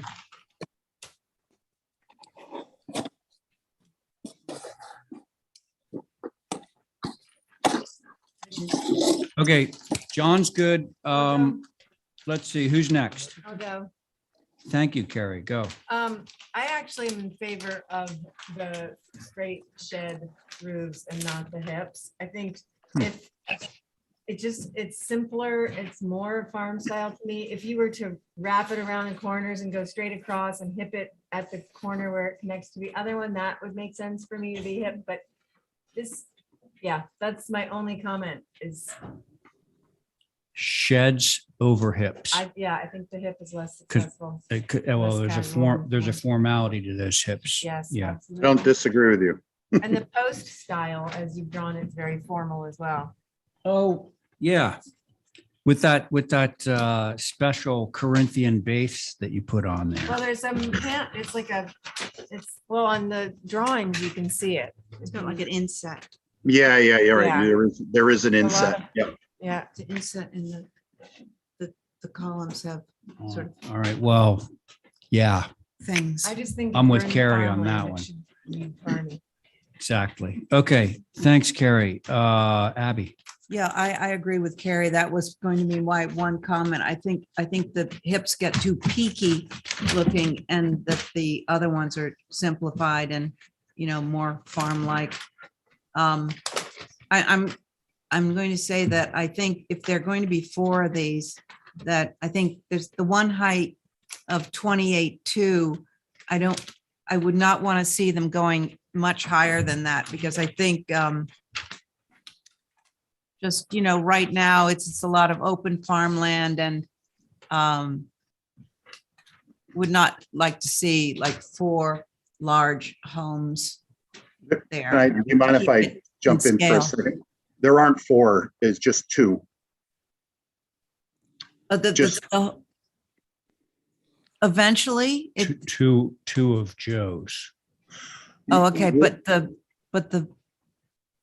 so is the subdivision going to have 4 or is? Well, where am I Joe, getting maybe could you, there were a couple of lots that were subdivided, correct? Right. So the hatched, well, actually, if you go back to the site plan, just zoom out a little bit, please. Thanks. If you zoom out, yeah, one more now. There you go.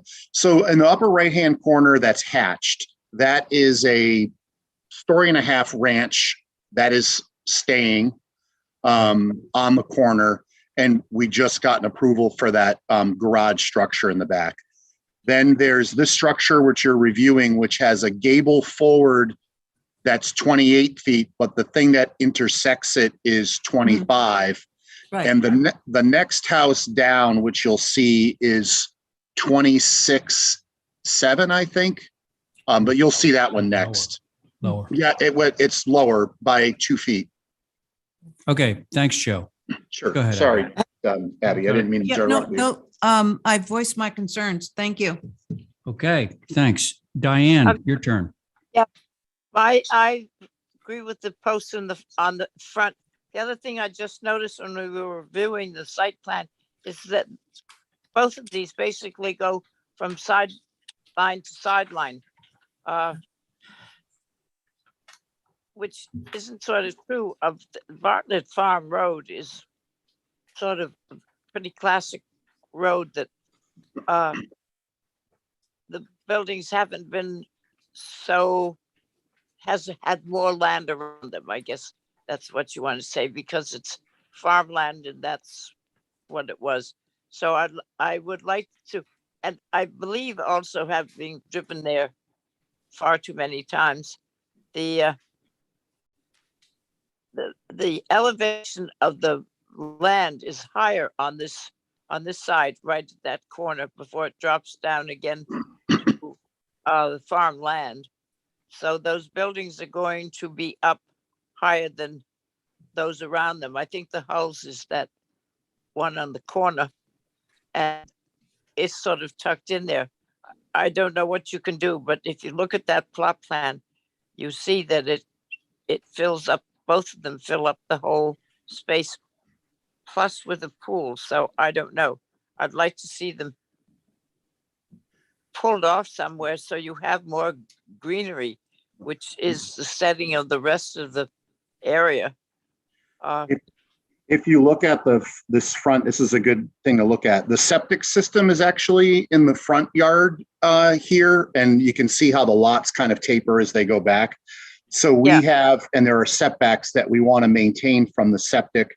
We could get closer to the septic system if we wanted to have a partial basement, but we purposefully push these back 40 feet from the road so that the lawn and the vegetation, that it presents itself, I guess the landscape kind of presents itself to the street versus sliding these houses all the way forward and enlarging the backyards.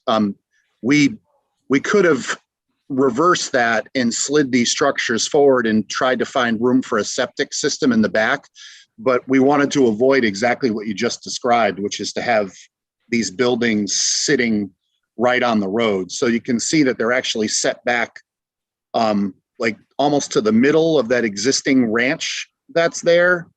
And they're back further than the one that was done on the corner by Jeff there, because his septic system partially intrudes onto the foundation. So just to point that out, about 40% of the lot we're kind of giving up in the front as lawn, and we will be able to landscape over the leach fields here. But Okay, the plan Joe. is to have the garden be in the front. Okay. Oh, that's why I want to know whether you can plant over that. It says trench on mine. I didn't know whether you could plant, grow stuff on top of it or not. Oh, And the yeah. other Not tall trees, but Joe, yeah. Joe. Yes, sir. Yes, you can plant on top of it. Okay, right. Diane. Oh, good. Okay. Then that Well, does give let's you make plenty. sure. And the other thing I wondered about, what is that little square that's right on 20 or 22 that is right by where it says trench? What is that building right there? Yes. Oh, well, it's actually nothing at the moment, but it was a theoretical spot if the client decided that they wanted to do a little 8x8 shed.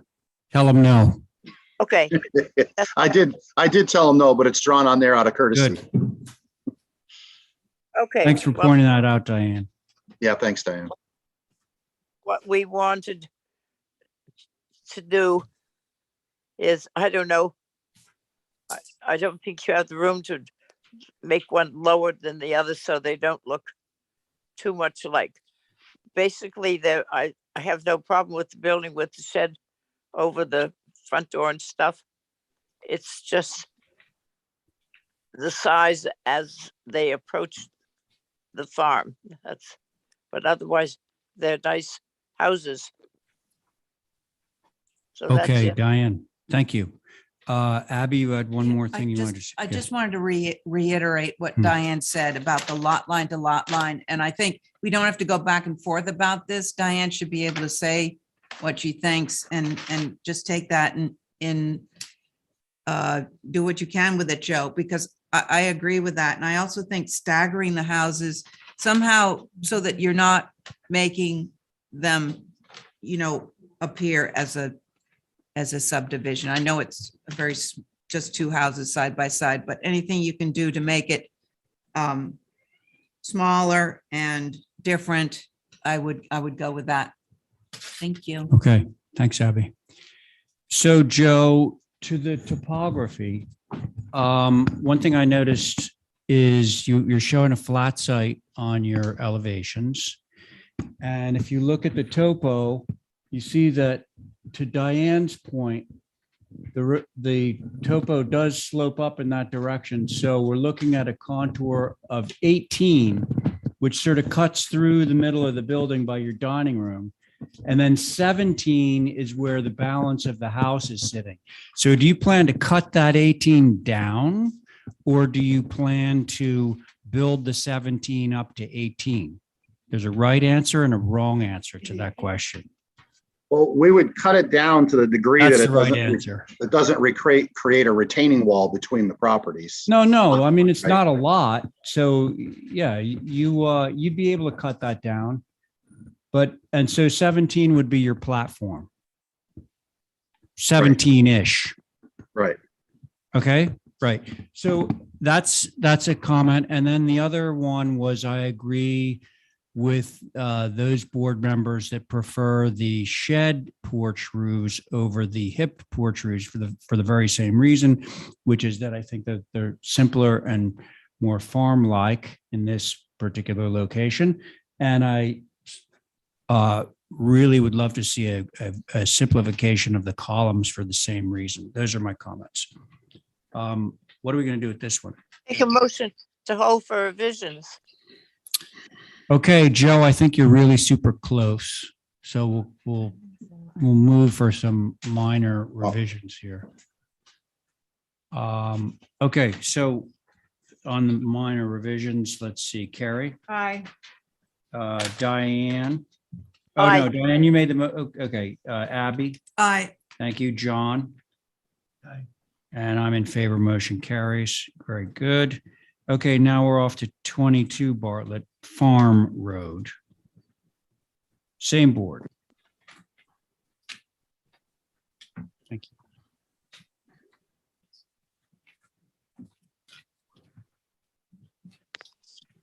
Right. So, I mean, I think what I'm hearing is that you really need to see a streetscape, because the house, first of all, the minimum zoning size here is 5,000 square feet. So these are not, they're not 5,000 square feet. They're actually, one of them's almost double that. And I think one's 8, the other one's 8. And it's a zoning cluster that happens to be across the street from the farm. So I just hope you can appreciate the challenge of designing across the street from one of the widest open spaces on the island.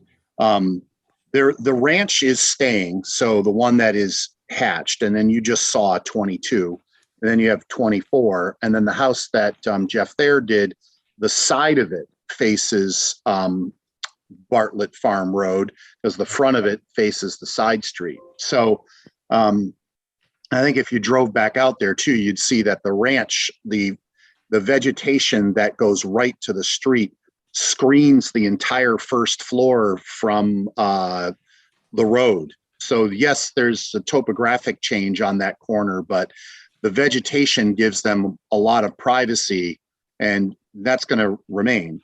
And we're planning on replicating that with both of these structures, as I explained earlier. So this one here is, there was we'll call it a farmhouse that had the simple porch that wrapped across it, but we have some rafter tails on on the main mass and on the porch mass.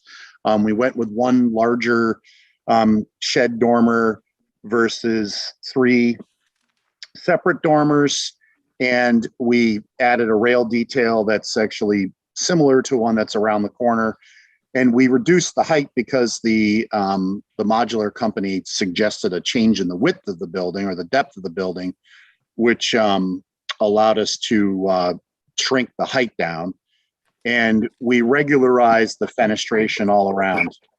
Besides getting rid of the ganged windows on the front, the triple went to doubles. We moved the triple around the corner. And then on the next page, you'll see I'm looking at the north elevation first, because there were 3 different window types spread across 5 windows. Now we have 3 windows that are identical, and then the east side will be hidden from view. We did tweak the window scale a little bit there, but most of it was changes to the front. And I can't see the height on this, but I think it is 26.8. 26.8. Yeah. So there's a varying height. So if you move from 20, that existing house that's there, it's only a single story house. There's an attic space. So it's got to be less than 25 feet. And then we have the previous house that you looked at with the gable forward of 28 with a 25-foot mass. And then this house is 26, and it steps down towards Jeff Thayer's house with the single story mass. So I'm really trying to make it look like, once it's all said and done, that these houses weren't all done at the same time or by the same person, and that there is some context of individuality happening between them. At least that was the objective. And yes, they do go left to right on the lot, and they will be vegetated between them and screened from the street. And I think you're going to see some of this density. There's a house that's happening around the corner on that side street where Jeff there is that just got removed. And I think there's a house going in there too. And then the Spider Wright's old house, that lot got subdivided and they're doing something there. So I think the density is definitely going to change on this corner. Understood. So, Okay. Thank you, Joseph. Who would like to start? Same board as last time. Thank you, Abby.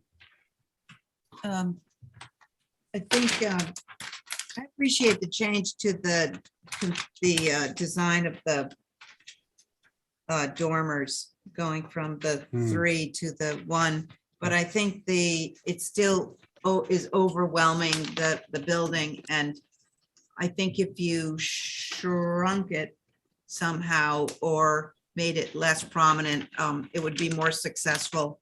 But I appreciate the height, Joe. And this one sits a little better on the lot.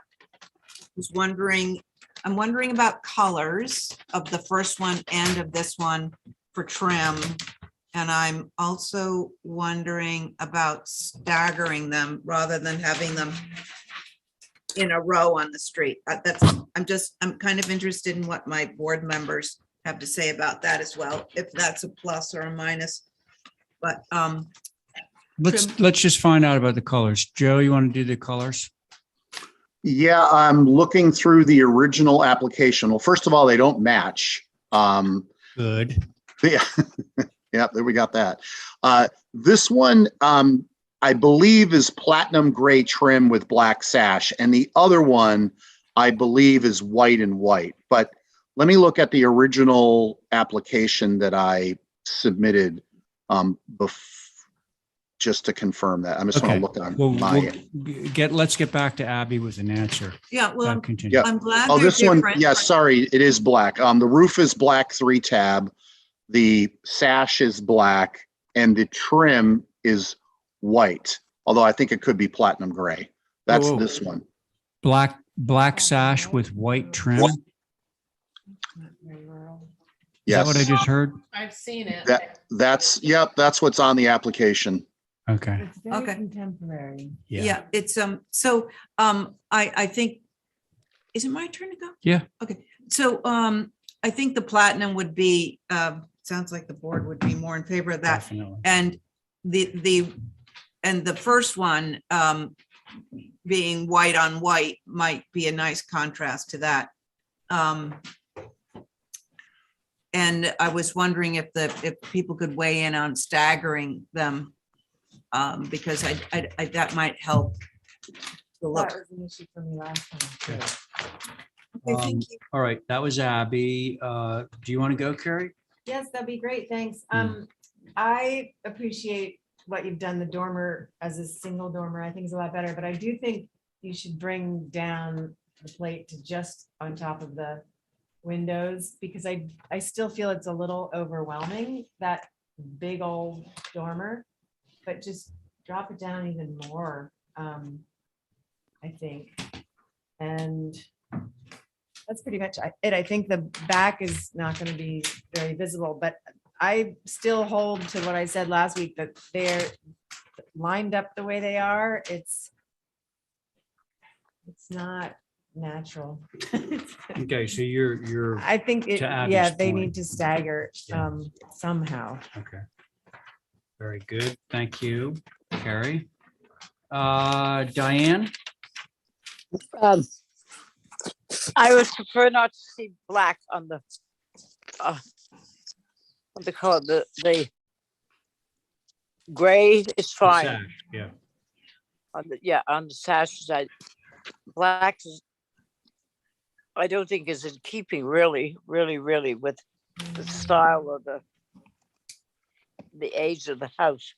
I agree with Kerry to drop the shed dormer down lower. And I would very definitely like to see them staggered somehow and not in a line. I don't know what the only other thing I could think of is turn the building the whole other way, face away from the street. But that is a sort of a special old quarter because you're whipping up Bartlett Farm Road, then you make that whole turn to the right, and you're looking at these houses all in a line as you go along there. And I think one of our missions is to make something, new houses or whatever, fit in with the landscape. And I think that's important. I think we sometimes tend to forget it, but that's one of our missions, is to have it fit in. And also for the tourist type, enough tourists end up going out to Bartlett Farm store. So it's a major spot. So I think it's really important to have these buildings fit in, particularly since they seem to be not yours, Joe, but the other ones seem to be plunked down in just a spot without much thought of what it looks like as you come around, as for a little village or whatever. So I would go along with seeing what you could do to separate them, put one back, one forward. So I think I appreciate what else you've done on the buildings. Thank you. Thank you, Diane. John McLaughlin. Thank you.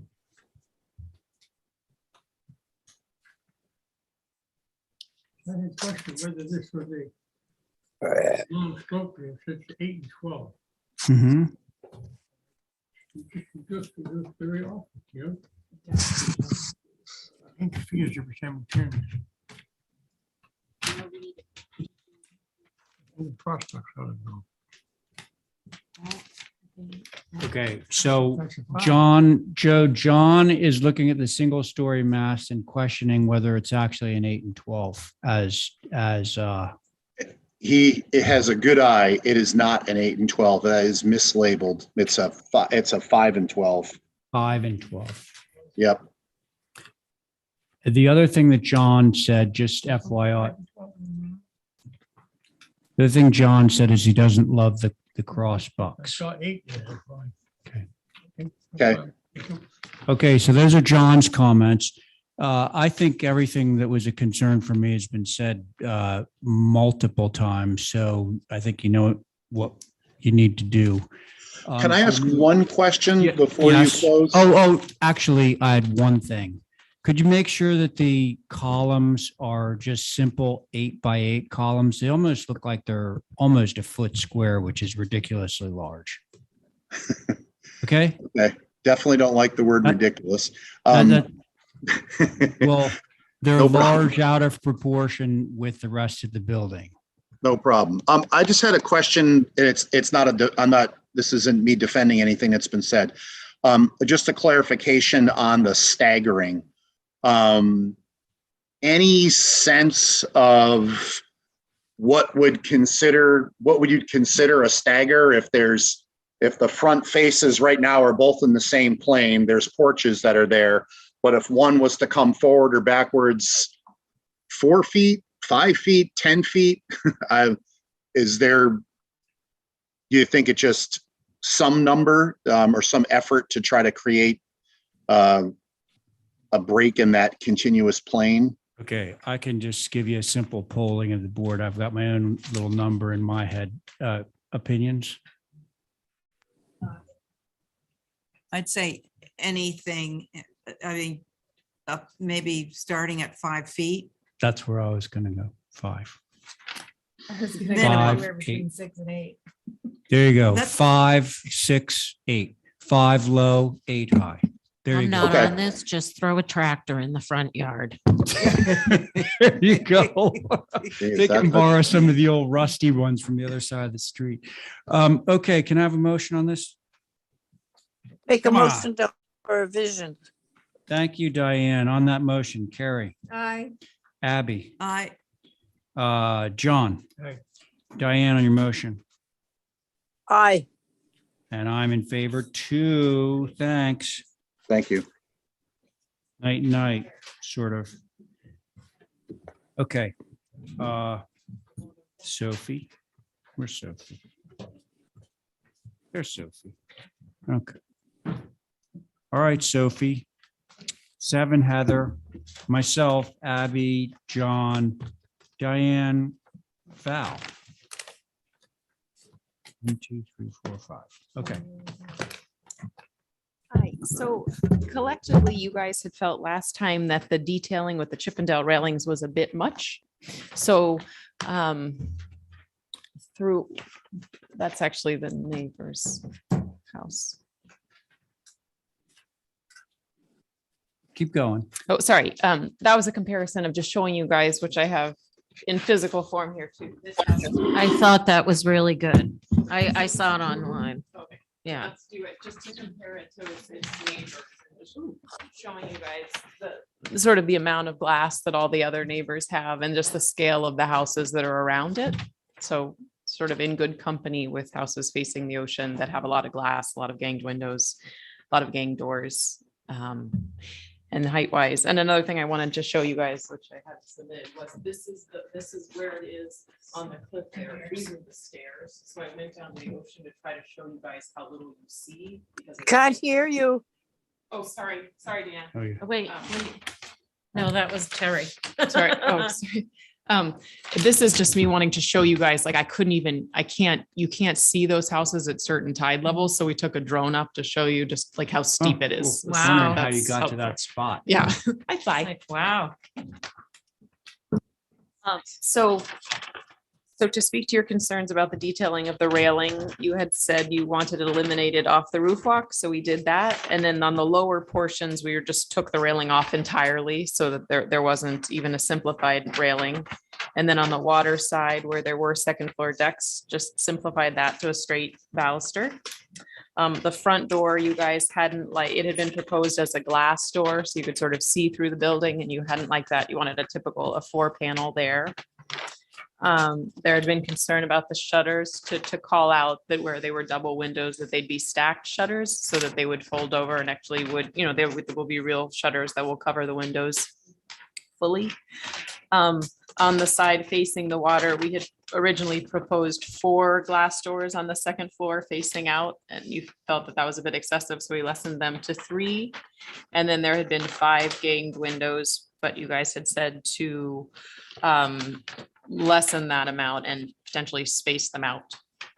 So that's what we've done.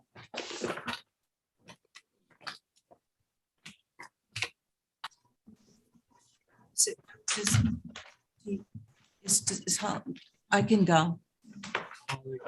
Mr. Chairman, Is that Stephen? it is, yeah, I wanted to pipe up. I represent a neighbor. I can talk whenever you want. me Oh, to. Stephen Cohen. I'm sorry. You sounded a little like Stephen Lowe. No. Yeah. Yes. Go ahead, Stephen.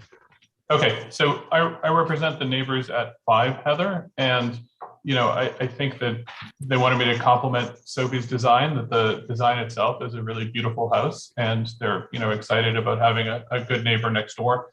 But they did ask me to raise 3 concerns, which I think are really consistent with the HDC's concerns in general, which is that one of the issues with this design is that it's basically a full second story end to end. And if you look at the comparisons that Sophie provided, most of the other houses, or really all of the other houses, have a additive massing that has a 1-story element or a 1.5-story element, and that doesn't really exist here. It's basically a big rectangle the whole way, and I think some portion of that would be better to come down. The second thing is that the house, although it's not as wide as some of the houses on the road, or it's, it's a good scale in some way as compared to some of the other ones, it should be looked at the scale it is compared to its own lot. And this house basically goes setback to setback, which is something that the HDC generally frowns on. And if you look at the other lots, there are spaces on nearly every lot that show, like the house doesn't go setback to setback, and this one does. And so some portion of this house would be really good if it was moved to the rear, so that there was more, instead of there being all east to west, if there was some north-south massing, that would take away from both the scale and also be more consistent with the other neighbors that have a portion of the lot that is not built on from side to side.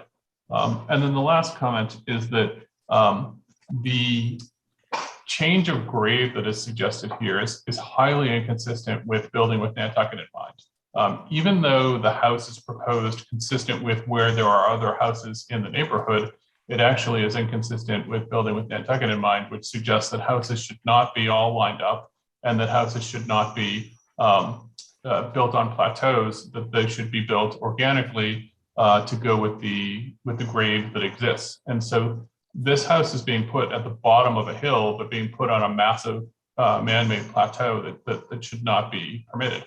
The house really should be, if they want to get the views and have that height, they should be moving it back to the south side of the lot, more shoulder to shoulder with my client's house than way up front, but on a plateau. And we would encourage the HCC to let them put the house in a place that was more organic and less of a plateau. So I think those are my three comments: that the house should be working with the grade, not fighting it; that the house should be not setback to setback, and that the house should have some one story or smaller elements. But otherwise, it's a really good design, and in general, we think it's going to be attractive. Thank you. Okay, thanks, Stephen. Okay, unless somebody else from Zoom is going to speak, I can take it to the board members. Again, Hello. Who is that? That was me, Diane. Oh, so you ready, Diane? Yes. Okay, very good. You can start. In answering to Stephen's remarks, it's absolutely true. There is no additive one-story additive massing. It should be telescoped down the area and not go from sideline to sideline.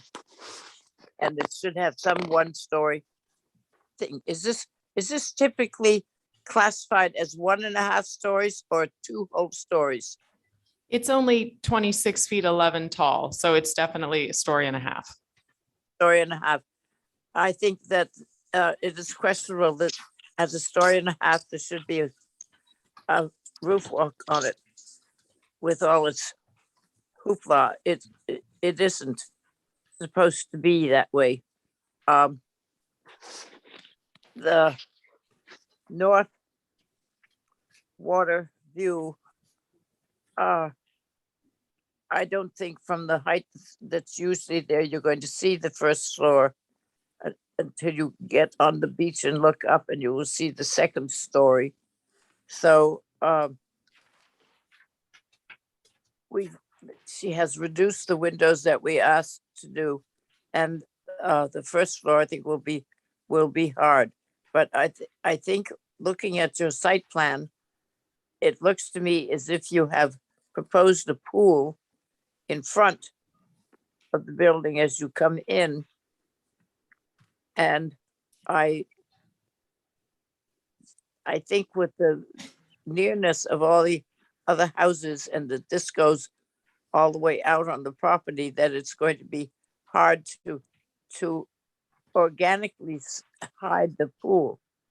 So I think you have to think of where the house is going to go, not where it's necessarily gets the very best view, but where it fits in easily on the lot space.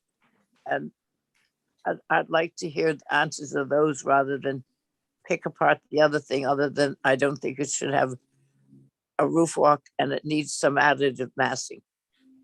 Diane, just, I don't know if this is helpful, but you guys approved the pool and all the hardscaping. Lindsay from Atlantic came in with all like the topos and the section cuts and the fill and all. So you guys had approved that. The guest house that you see on the site plan and the pool and the hardscaping have all been approved. Okay, thank you. Okay, thanks, Sophie. Who's next? I'll go. All right, thank you. Well, first I'd like to comment on the site. Somebody subdivided their lot and this is the size that was acceptable to subdivide. And so this is what they have to work with. The house is not any bigger than the houses around it. And I think Sophie's supplement showing the other houses in the area, in fact, are the contrary, I'm sorry, to what Mr. Cohen said. 31 Hinckley and 1 Kimball have all second floor eave lines with the exception of porches and a few minimal little bumps and bits like this house does. So that to me doesn't fly. I am looking at the photo that Sophie just handed us at the table, and I'm not sure that Diane has this, but there are a few roof walks in the area. You can clearly see in this picture. And it appears to me that those houses have similar eave lines. So I'm not sure I agree with that. I appreciate the simplification of the railing and the reduction of glass on the north side. I think this house is appropriate. Thank you, Val. Abby. Hi, Sophie. Yeah, I mean, I'm looking at the concerns of Stevens, what Stevens said about the, placement on the lot and not staggering the buildings, but it looks like the land actually goes uphill, and I think that's what people have been dealing with as they develop these sites. So I actually wanted to say originally that I thought the way you did the massing on the south, on the front of the building, the way you have it sort of staggered to the left and right, sort of diminishes the squareness of this building. So I think that kind of works. And it doesn't appear as one sort of rectangle. So I don't really agree with what Mr. Cohen said. So I sort of think he did a good job. Thank you. Thanks, Abby. John. Yes, thank you. I think the changes that was requested and some, a lot of this is well respected. Kind of listening. The only thing I might say that might be a possible thing where you have on the north elevation, you have first floor, you have it more glass than 50%. Drop off where there's 3, putting maybe 2 or 3, don't go over 3 doors to the transoms if you can. I think it would be more attractive to Nantucket style than to have all this glass. Thank you. Thank you, John. Sophie, I appreciate the changes. I think the simplification is good. And I think I requested the grade thing, which you added. The only thing I'm going to caution you on, sort of, I know the amount of grade change that occurs on this site, as well as, a lot of the other ones out in that particular area. And I just got a scale and I measured the north elevation with respect to the average between existing and proposed grade. And even doing the 32-foot thing, you're a foot and a half over. We had the surveyor check it, but I know Okay. to be extremely I, cautious you of what know, you're talking about. That was- I'm just measuring from the high ridge to the median between your existing and proposed. I did it on the west side. To do it, it's the same on the east. And so my 32-foot line is there. No, that's the average. And that's like 33 and a half feet. So it's a foot and a half over 32. And did you take into, see how we're having to cut the top off, but if you look at the section up there, we're having. But on the one side, it has to do with what you're filling. Okay, Each side is done different. right. Yeah. So on the north side, you're more than fine, way fine. On the south side, the front of it, you're on my calcs over. But that's not really our department anyway. It is, to Stephen's point, the amount of grade that you're importing is our concern. I don't think this is really going to be visible from anywhere. This is for those of you that have driven down here.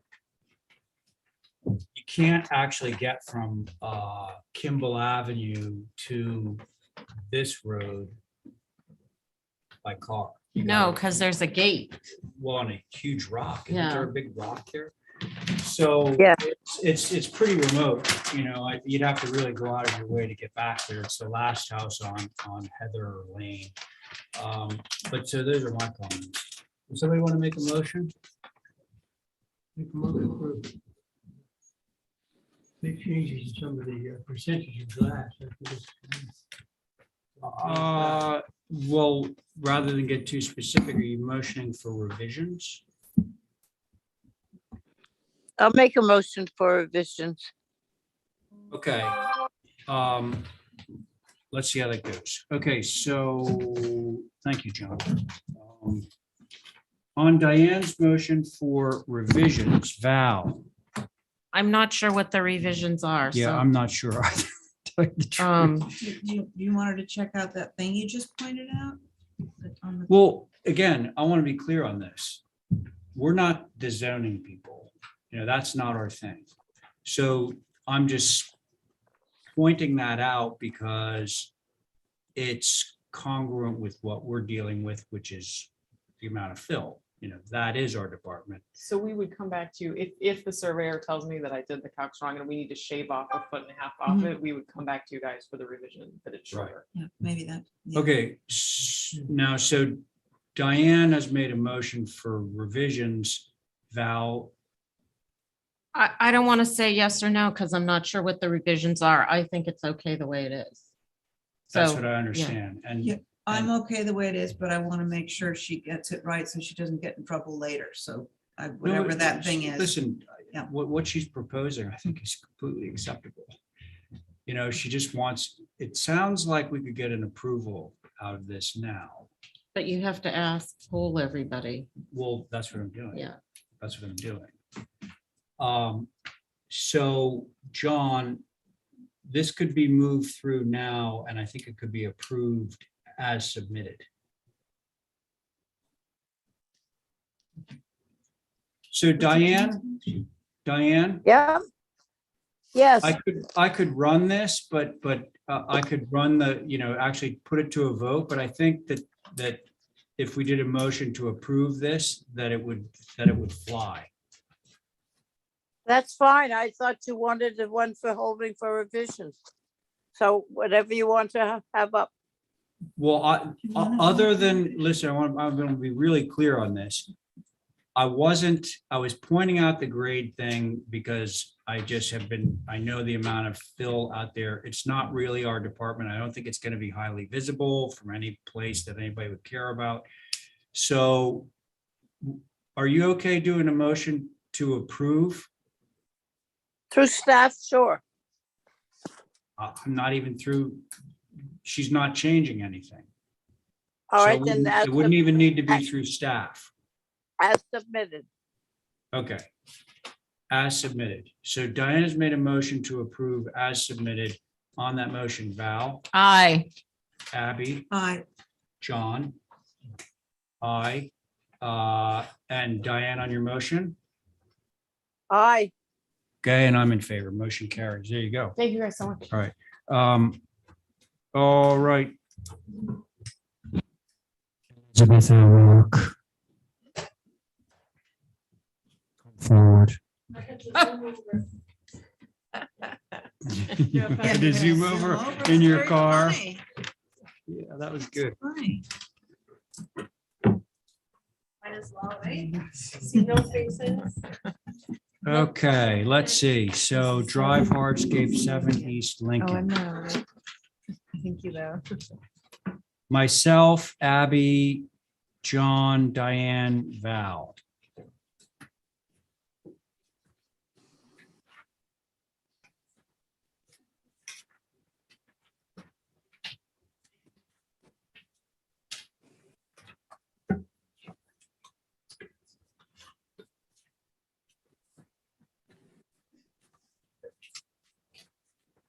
I got 2 of these. Is anybody short?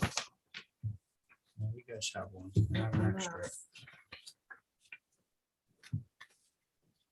Okay, Elizabeth, your turn. Okay, so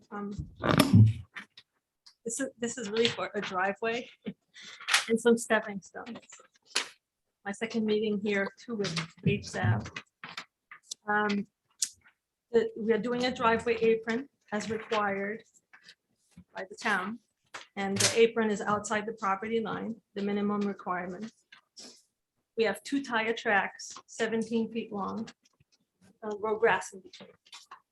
We took out the solid stone suggestion at the foot of the stairs to the front door. We broke it up. And that's it. Can we see a picture on the screen? I have no picture. We're getting it, Diane. Sorry.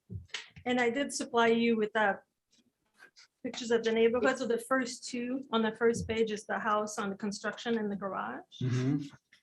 The one to the right is a stepping stone walkway on Wall Street, similar to what we're suggesting. The 3 below are tire tracks on Jefferson and on Halbert.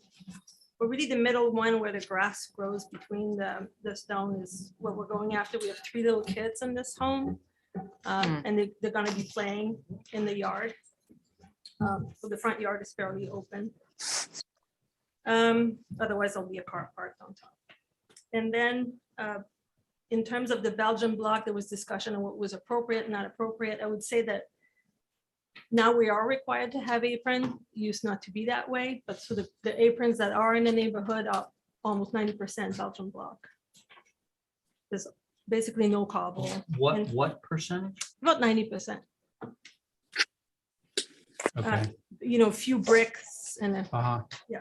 And then, so I'm showing you that on I Wall still Street. don't have- Willard. It's coming. And so I'm showing you some of the aprons that I've seen in the neighborhood, Wall Street, Willard Street, Okay. neighbors across the street. And then on the last page, I'm showing you walkways, just to make sure I get the approval tonight. Solid walkways right across the street. The 2 houses on the left. And then Willard, Walsh. Okay. I think that's good, Elizabeth. So we'll see if we have any questions for you. Holly. Thank you, Mr. Chair. So as you all remember, this is an infill lot within the old historic district, or the historic district, I should say. HSAB took a look at the revisions on March 14th. They said that the proposed changes don't fully address the previous concerns of the HDC that the material is too formal for the street. There are other Belgian block aprons in the immediate vicinity, so a Belgian block apron off of minimal depth would be acceptable. However, all of the other driveways on East Lincoln are made of shell. This driveway should match the formality of the immediate neighbors and be changed to shell. The strip of bluestone pavers to the left of the garage is an unnecessary formal element and should be eliminated and changed to grass. HSAB would respectfully like to see revisions if you're so inclined. From staff's perspective, I believe that it's going in a better direction. However, it still has a formal appeal. And there was a recommendation at the last HDC from one of the board members that I remember of it going to shell versus what's being proposed and make it less formal. Those are The comments. shell being the 2 tire tracks? No, but just shell in general was brought up as a comment. For the whole driveway. Great. Is that it, Holly? All right, thanks. Who wants to start? Come on. Abby, go. Well, Come on. are we also talking about all the stepping stones going on to the left and the right of the building, or just the Yeah, it's all the hardscape. all the hardscape? Okay, so I think a reduction in the Belgian Belgian block apron would be good. When I think about Jefferson, Lincoln Ave and down there, it's kind of beachy. So I'm thinking it's the stepping stones that are leading me to be too formal. And Like the fact that they're square. or and they're rectangular. square and yeah, that repetition of it going all the way back and all the way on both sides of the garage is more of a concern to me than the Belgian block. I could see a reduction in the Belgian block of the apron, but I think the what you've shown here with the Belgian block with the grass is pretty informal. So let's hear what other people have to Okay, say. that was good. Thank you. Hey, Elizabeth, question on that. When you say a reduction, you would mean like the tire track thing would be longer.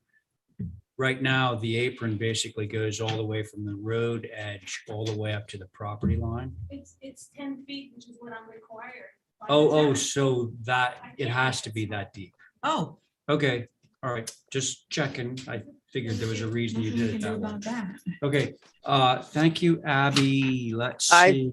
Oh, Diane, go ahead. Go ahead, Diane. I agree with that strip of stuff that goes on the left-hand side of the garage. What does it do? It looks like a paved road there. It's not necessary. And I particularly question the one coming down on the right-hand side of the garage because it comes down and it goes to nowhere. It ends up in whatever the front lawn is. It doesn't go down to the street. It doesn't connect with either the house or the garage. I think they are both not necessary. From the drawing that I am looking at, that is what I see. And it ends up on the inside of that tree. So I think it would be much more in keeping is to remove those 2 walkways. I don't see the necessity for them. If you go up to the garage, then there's steps. There's, I guess, steps coming down from a porch onto that walkway. But if they want to go to the garage, the opening is there. I just don't think they're necessary on both sides of the garage. Okay. Thank you, Diane. Val Oliver.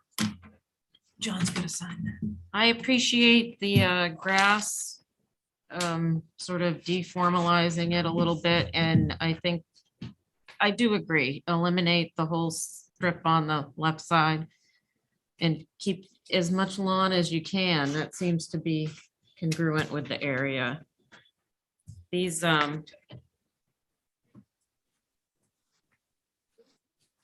examples aren't really on this street except for 2. But yeah, that's it. Okay, thanks, Val. John.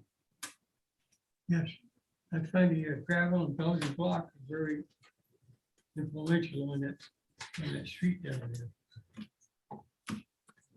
Everyone's suitable. Because I'm moving kind of pocket. Thank you. All right, John, thank you.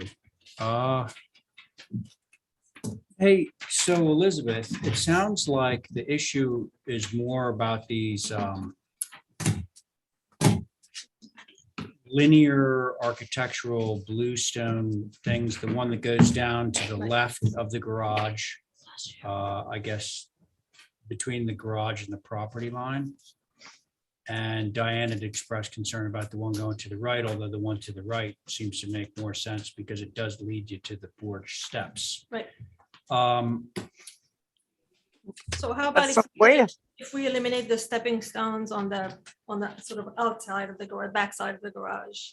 If we eliminate that walkway there, maybe we'll change it to gravel in the back of the garage. Behind the garage, Yeah, like if I'm looking at the plan here, so with that left line. to the left. Yeah.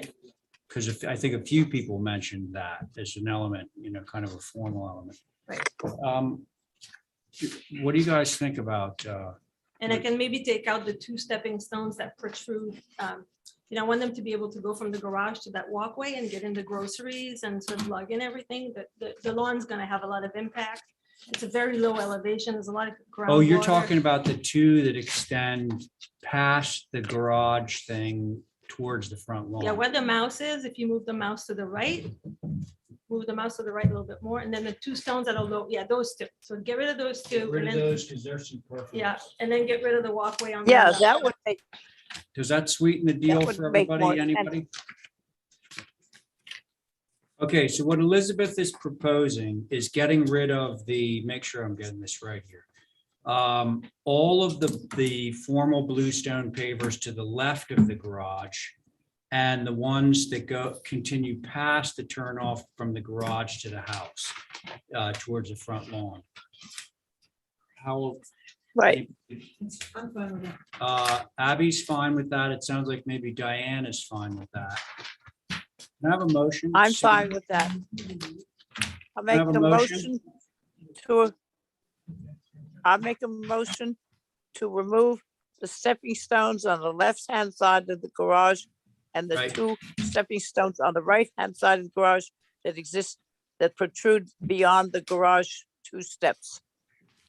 Perfect. Thank you for that motion, Diane. Let's see how that goes. On that motion, Val. Aye. Very good. Abby. Aye. Very good. John. Okay, All right, good. Diane on your motion. Aye. And I'm in favor. Motion carries. Thank you, Elizabeth. Night, night. Say hi to Paul for me. Still waiting for that invitation to go fishing for flounder. Yes. Still waiting. Okay, the next one is Val Oliver. Does Val know that we're live? Alive or alive? Ah, you're so That's funny. a trick question.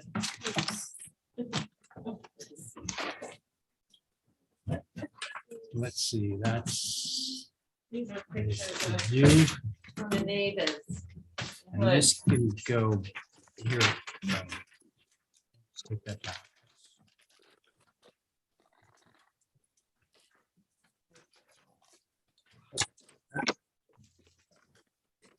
Cole, Camp, McLaughlin, Coombs, Welch. Here we are.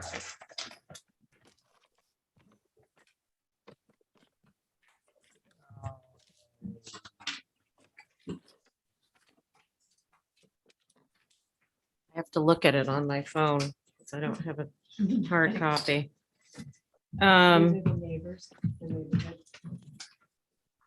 Yeah, so overwhelmingly, the concern, I believe, was the height of the structure. And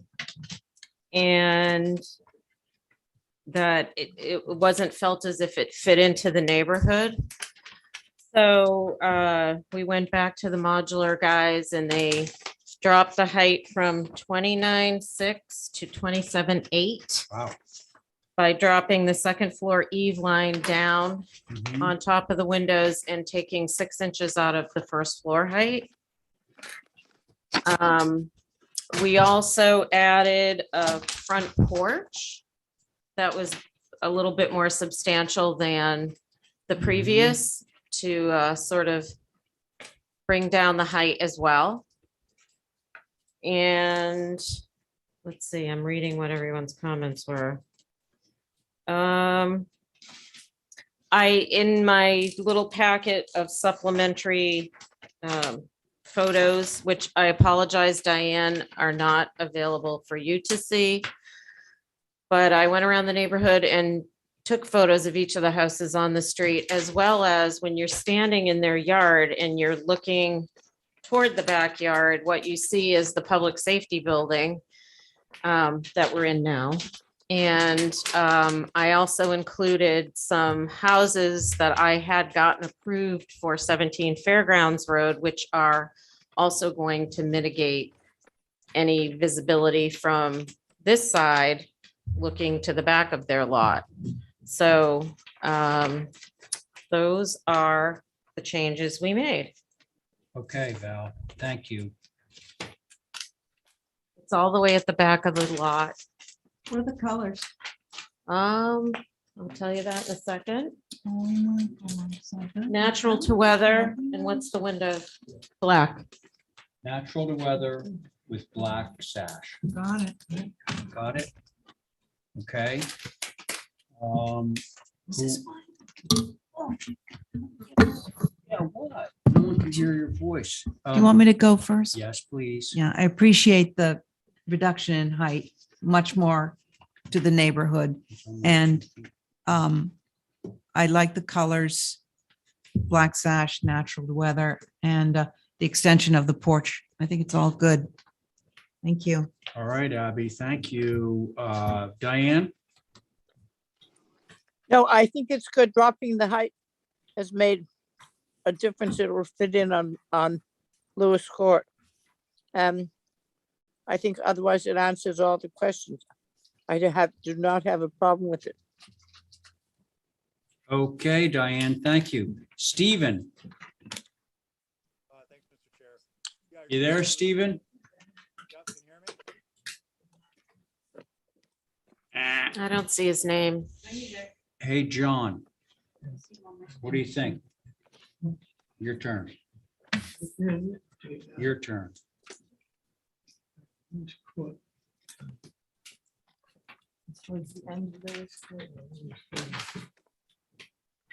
Your comment the last time, John, was you thought it was appropriate and you'd approve it. She's yanking your chain. That's not No, what she I have said. the minutes on my phone. She reminded you that you were okay with it last time. He finds this compatible with the neighborhood.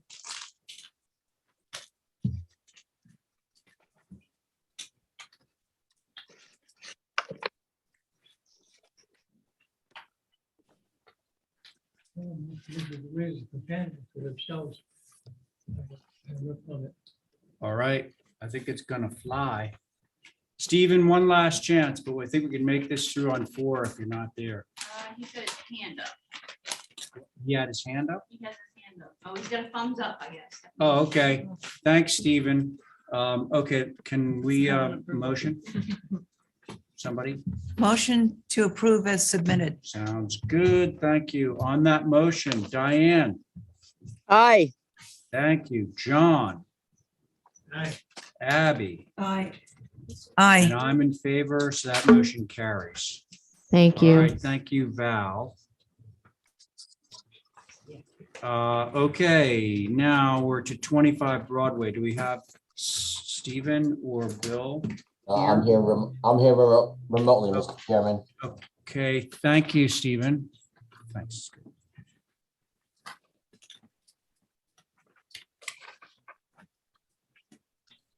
Thank you.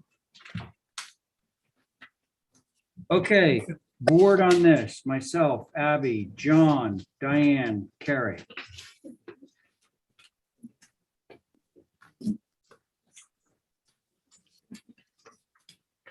Stephen, you want to go ahead? Thank you, Mr. Chairman. From the last meeting, the drawings were revised from your comments, and I believe the SAB had no problem with them, so that's all I'm going to say. Sorry, what did you say? I said we revised the drawings as per requested from the last time of the meeting. And I believe the SAB had no questions, so I'm not going to say anything else. Oh, okay, that, yeah. Holly. Yes, Thanks, sir. Steve. So 25 Broadway is called the Hope Chest, a circa 1820 Victorian eclectic. And our sconce advisor took a look at this on March 14th. They said far better than previous application. Appreciate the bins being one level and kept within the corner boards as recommended by HDC. Again, question about the property lines and setbacks in these narrow alleyways, no other concerns. I would agree that this is a better proposal. It's I do obviously want to echo that the care should be given within making sure that these are met within the required zoning setbacks off the property line. I did note that there was not a site plan included in this application. So that might be something, unless I'm overlooking it, but I didn't see it in the application. So those are the comments, Mr. Chair. Thank you. I appreciate the comments, Holly. If Stephen builds it within or outside of the setback. Oh, I actually do see a little line there, Stephen. That is the property line, Mr. Chairman. Okay, and you got a 0, you don't have a setback requirement. That is correct, sir. All right, so everybody, if you look at the floor plan, you'll see a little diagonal line at the bottom. That's the setback. He's within the not setback, property line, 0 setback in that location. So it's legal. Comments, anybody? I'm good. Abby's good. Anybody else? Diane? I am good if you're putting them under those windows and ending them at the end of the building. Okay, thank you. Carrie, Yes. how about we just move for an approval here? I think we Motion to approve. Okay, sounds good. Abby's made a motion to approve. On that motion, Carrie, Aye. Diane, Aye. thank you. John, very good. Abby, on your motion, Aye. and I'm in favor too. The motion carries. There you go, Stephen. Thank you. Okay, all right. Now, is this, Carrie, is this the next 3 are you? or- Luke, bless Luke. you. Okay, It's bless Luke. you. I'm gonna get Yeah. up and move my. Okay, so we are to new business unless there's any kind of conflict. It's the regular board for the time being. When do we take a break? I gotta do it myself.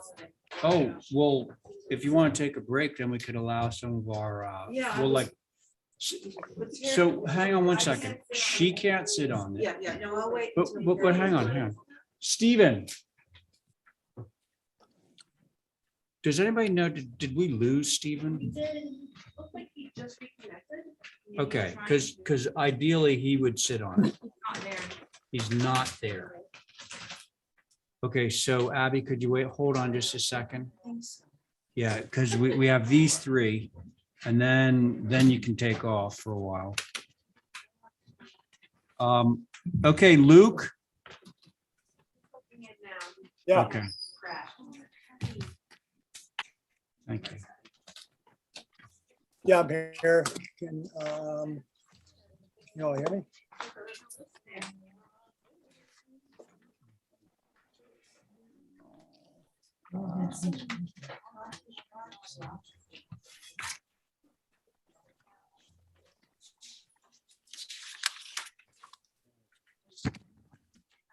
Thank you. Okay, Luke, are you on yet? Yeah, can you hear me? Yeah, we can hear you. Thanks. Okay, what you got? This is a minor addition to this old building. It's a Greek revival 1840s house. And the footprints remained unchanged for its entirety, pretty much, the existing footprint. The little garage on the side was added at a point in time, then taken away and then re-added. But to the house itself, our goal was to really do minimal, trying to be preservation minded and what we're going to affect, do it in a sensitive manner. So I suppose if we were starting at the north elevation, which is the front, you can see that we're basically not doing anything. It's staying as it is. The west elevation, we're adding a one-story addition, and I gave it a hip roof to make it absolutely as low impact as possible. And again, it's in the rear, and it's held off the corner board of the house. As Okay. mass, I removed a small window on the left-hand side, which was probably added at a point in time after the original house was constructed. Which kind of rebalances the fenestration on the main mass. If you go to the south elevation, you can see the addition on the left-hand side. That basically, I should mention, I suppose, that we've brought the driveway around to this side of the property, the Westminster side. The driveway was very difficult access point off of Academy Lane, and in its position that we're now proposing, it's opposite opposite the neighbor's driveway across the street, so it's in a logical spot, and it's in a more utilitarian accessing, putting the car in a more discrete point on the property, and it's from this point in the driveway we are creating a new mudroom entrance, which is what this addition is. I should say that on the front north elevation, again, I think by removing the parking area, our hopes are to ultimately kind of reestablish a quainter streetscape along the Academy Lane edge. So the parking, the little addition is on the left. We haven't changed we've added a window on the rear, on the south elevation. The right-hand side, we've added an imitation window, like kind window to the existing. And a shower areas and AC units. On the east elevation, we've extended the existing porch and added a window, added some windows and doors under the porch. Otherwise, everything remains the same.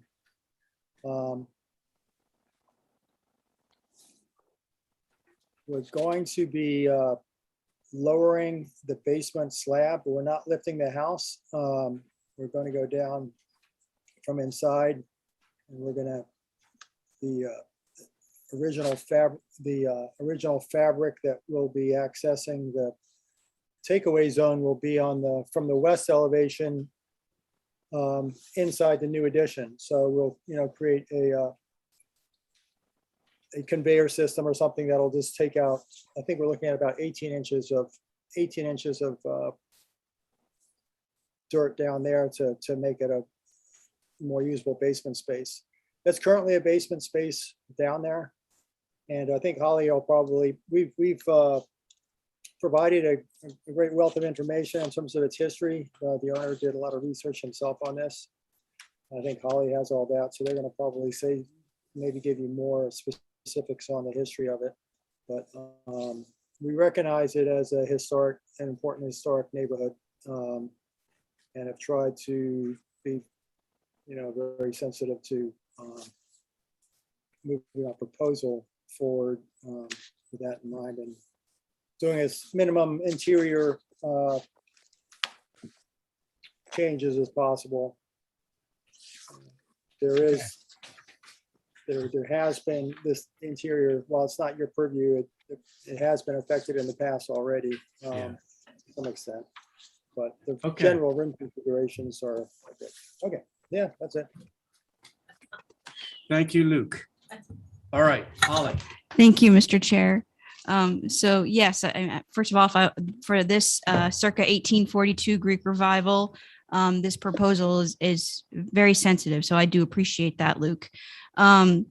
The Sanborn maps that were provided, and thank you for including that, between 1898 and 1904, I think that's when that rear L was added. And I think that's important to note. And this elevation, I think, is also very important because, again, this is a corner lot, and this elevation will be visible from Westminster.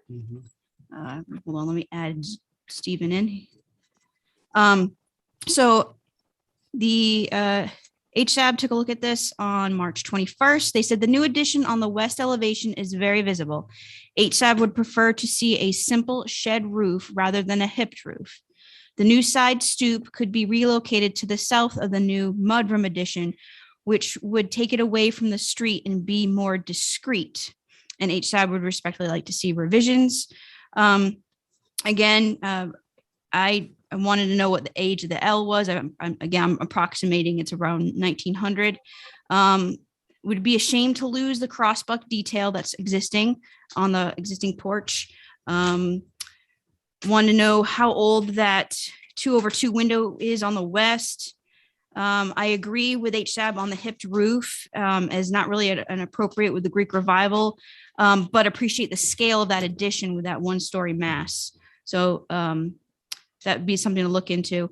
Not sure of the future proposed picket fence that's proposed. So as Luke was mentioning, I'll go all the way to the front here to the site plan.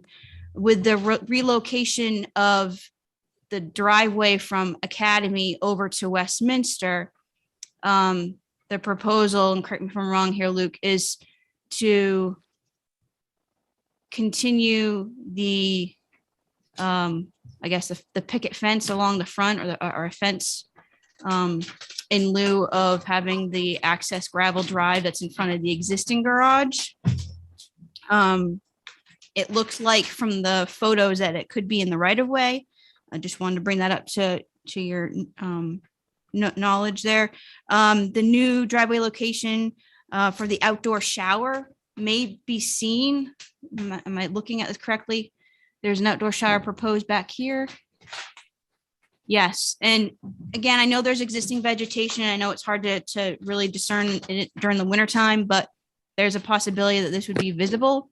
I will notate that this proposed driveway does meet the requirement from the zoning bylaw as far as from the point of the intersection, which is good. And I actually think that this one being historic and existing probably doesn't meet that requirement. So it's grandfathered, if you will.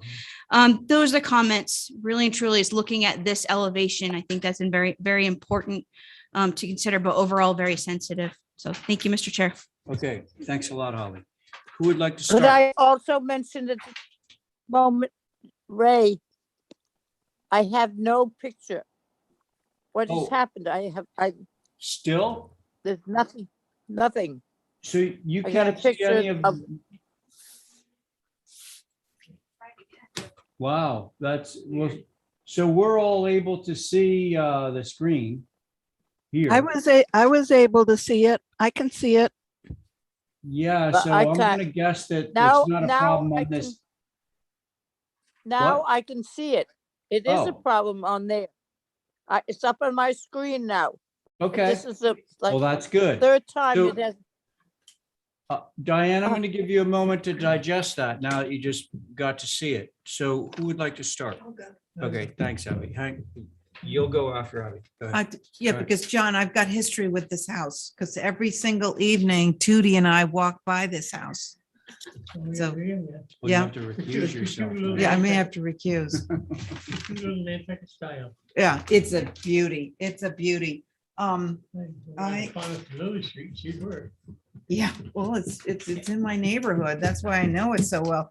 I see people in that back hall at night in there. I guess that's the kitchen.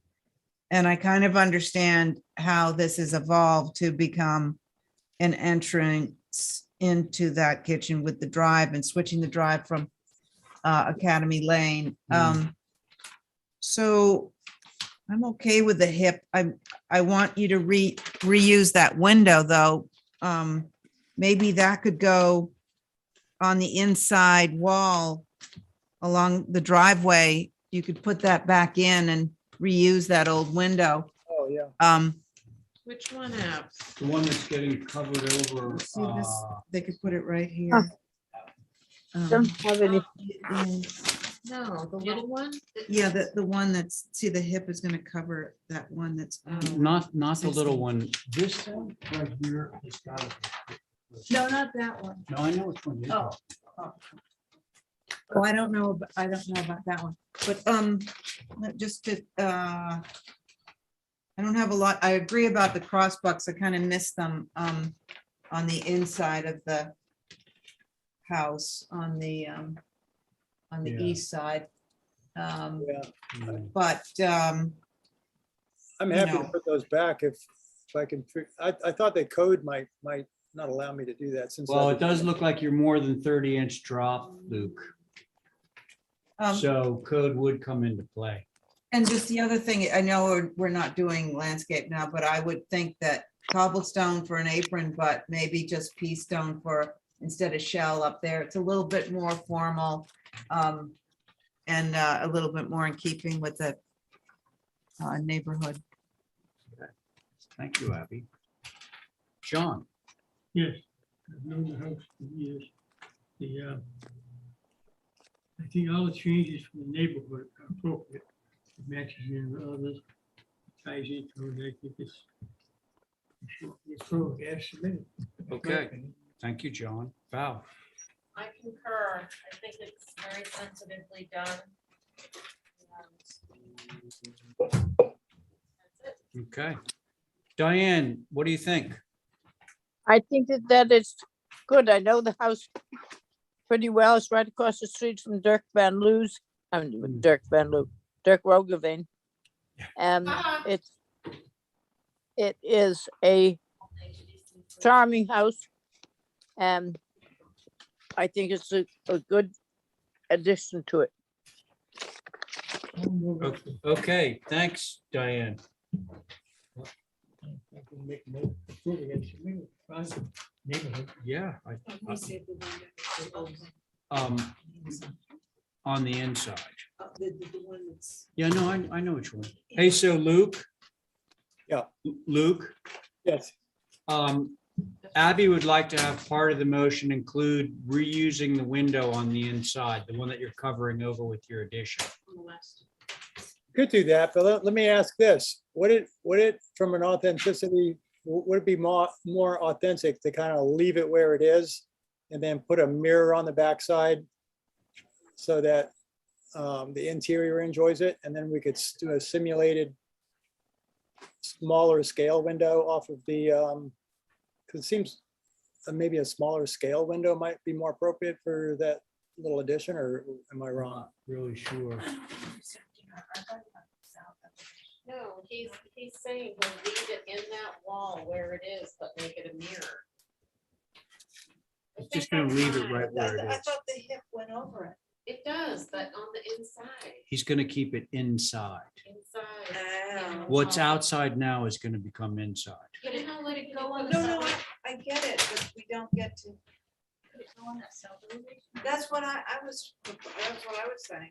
Luke? Yeah. Abby's pointing to the south elevation to the left, well, south elevation of your addition. Mhm. Can you do that? With what? That big window? Yeah. There. I guess if that's the way we You would get get. Abby's vote if you do it. Yeah. Yes? Is that where Campbell's soup is going, or what? What's the problem? Just Yeah. cover it over on the inside if you right. need to. Yeah, Here, We'll so, do it- hey, we'll do it for Abby. John is gonna make a motion, so you're gonna approve, but can you say to move the window that is currently on the south elevation, is that right? Yep. Currently on the west, it's gonna go onto the south elevation. Right there. Can you include that as part of your motion? Okay, so John has just made that motion. All right, so on the motion, Val, Aye. thank you. Diane, Aye. Abby, Aye. John on your motion, Aye. and I'm in favor. Motion carries. Okay, now we're going to go to shed extension. Let's go. So move. Yes, submitted. What, not yet, but Okay. hang on. I like your zeal. Yeah. Thank you. Okay, so there's for you. You know what? 8 o'clock. Got an hour left, kids. An hour left till wine 30.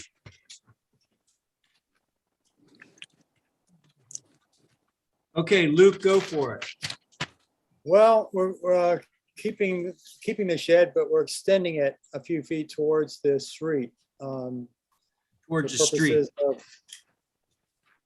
For purposes of making a studio out of the rear of it and a small amount of storage in the front. The Okay, general look, if we're Yeah. having, keeping the general look to the street was the idea. hey, Luke, pretty straightforward. I'm gonna get Holly's comments from HSAP. Holly. Mr. Chair, actually, HSAB had no concerns on this. I do want to just mention there is an HDC survey on it. It's actually attributed to the Nickerson family. I do have one comment, although the south elevation is inward and it's not going to be visible from the road, and I think the addition is going to hide it. I would recommend that the doors be a 12 light with a kick panel versus a 15 light. Thank you, Mr. Chair. Okay. There it is. Thanks, Holly. Who would like to, well, actually, John's made a motion for approval, but. Wait, can we do a kick panel? John, can we just do a kick panel on these doors right here? Sure. So they're 12 light instead of 15 light on the south elevation for Terry? I'm just gonna say that. All right, John was just gonna say that. So that's his motion to approve through staff with the French doors on the south elevation being 12 light rather than 15. On John's motion, Val, Aye, Abby, Aye. Diane, Aye. thank you, John. And I'm in favor. Motion carries. Okay, one more for Luke and company. And thank you, Luke. Yeah, thank you, Luke. Yes, John. Tonight, right now, we looked at 52 applications. since we started No, the we meeting. did not. We've done. If you one count action. consent. Yeah, We've really All only right, done well, that's good. 14. I'm feeling a little bit better. Yay for consent. Okay. Yeah, Yeah, Grove, exactly. 7B, Grove Lane. Where the? Okay. Across from the mill pond. Remember the mill pond where we went skating? The Luke, go architect for it, that brother. house out on Yeah, this, Holly's the grandfather had a Road. shop there. house built maybe in the 90s. And we're proposing on the rear a screen porch and a bathroom kitchen. So on the north elevation, you can find the screen porch that faces the rear.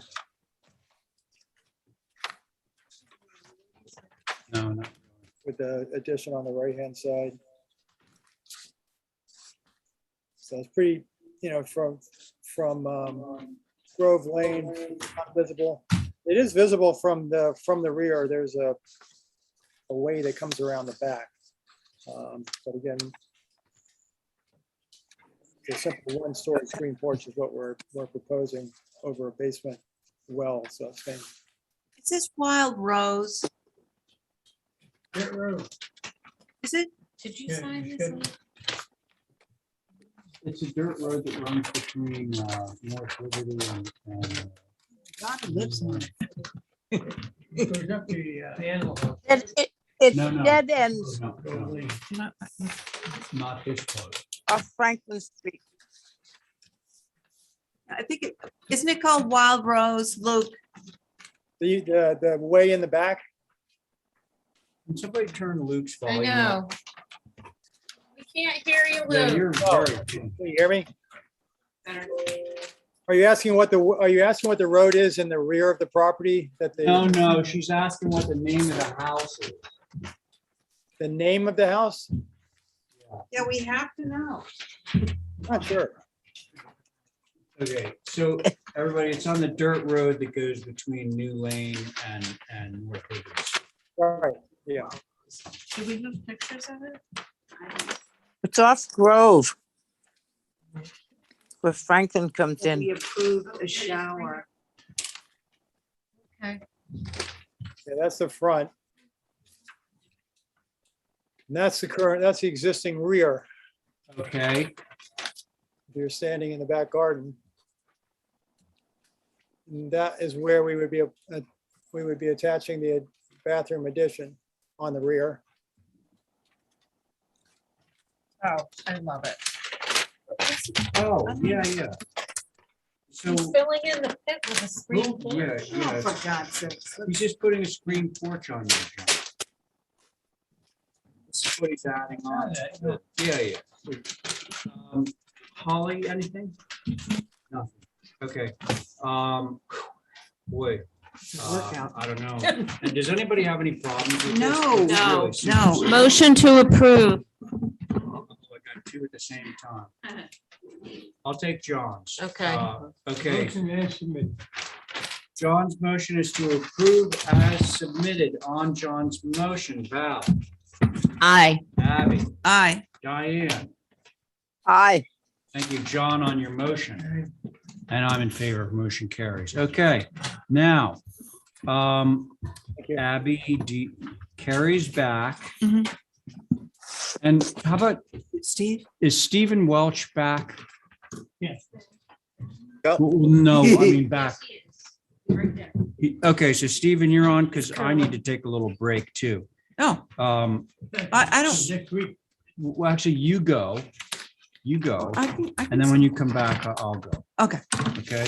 All right. Mr. Chair, Put a lot of pressure. No, take your time. If that means. Stephen, Yeah. Hey, just before you get rolling, could we ask John to adjust his mic so people can hear him? It's way out in the front. I think he moved it because Somebody- he hits it with his pages. I know, but no one can hear him. yeah, thanks, I Steve. like it this way. Thank you. We'll, I can't. we'll keep our eye on it. We just finished 52 applications. We looked at them. Okay, other Stephen Thoreau, you there? Yes, I'm here, Mr. Chairman. Okay, go for it. This is a commercial wood shop located at 18B Bartlett Road for Cabco Incorporated. It's on the back of the lot behind the existing one-story dwelling. And it's a butter is the Nantucket Mill Shop, Mr. Bork's studio, on a street in which it has probably about 5 other different wood shops in that area. The building was not necessarily designed by myself, but I am representing it for the owner. And it's just a simple story and a half of wood shop addition, so building. That's all I have to say. Is that it, Stephen? That's it, sir. Okay, thanks, Val. Ready, Val? Yeah, okay. So I think in the packet that we had online, there were some photos that were provided of other structures in the area that were, residential, commercial structures, but none is mammoth and as nondescript as this. This to me should be out by the airport. It dwarfs the house that's in front of it. And if anybody went through the neighborhood, yes, this is a neighborhood that has mixed use, but this is just ginormous and just ridiculous. Okay. I used the word ridiculous earlier. I know. And That's somebody probably took not, offense it's at not that. appropriate instead of ridiculous, sorry. Okay. Carrie, you on this? I am. I agree with Val. I think the sighting also is not helping it because you're going the longest, biggest side. moving over the smaller structure. Interesting. Yeah. There's a way to rejig the massing to. Oh. not do that. So size mainly. I think Mass. should have no character whatsoever. Big buildings need to have something. Make sure that Steven's here in this when you're. I got it, Mr. Chairman. Thank you. You got it? Do we have did a it. site plan? Yeah, there's a site plan in there, Diane. Because if this is 18, 16 is going into 30 acres. So this is, but they get the site plan any smaller, I could use it as pinpricks.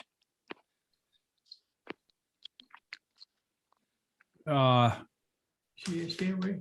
Hang on one second, John. Hang on. 1 second. And You it's were upside finished, down. right?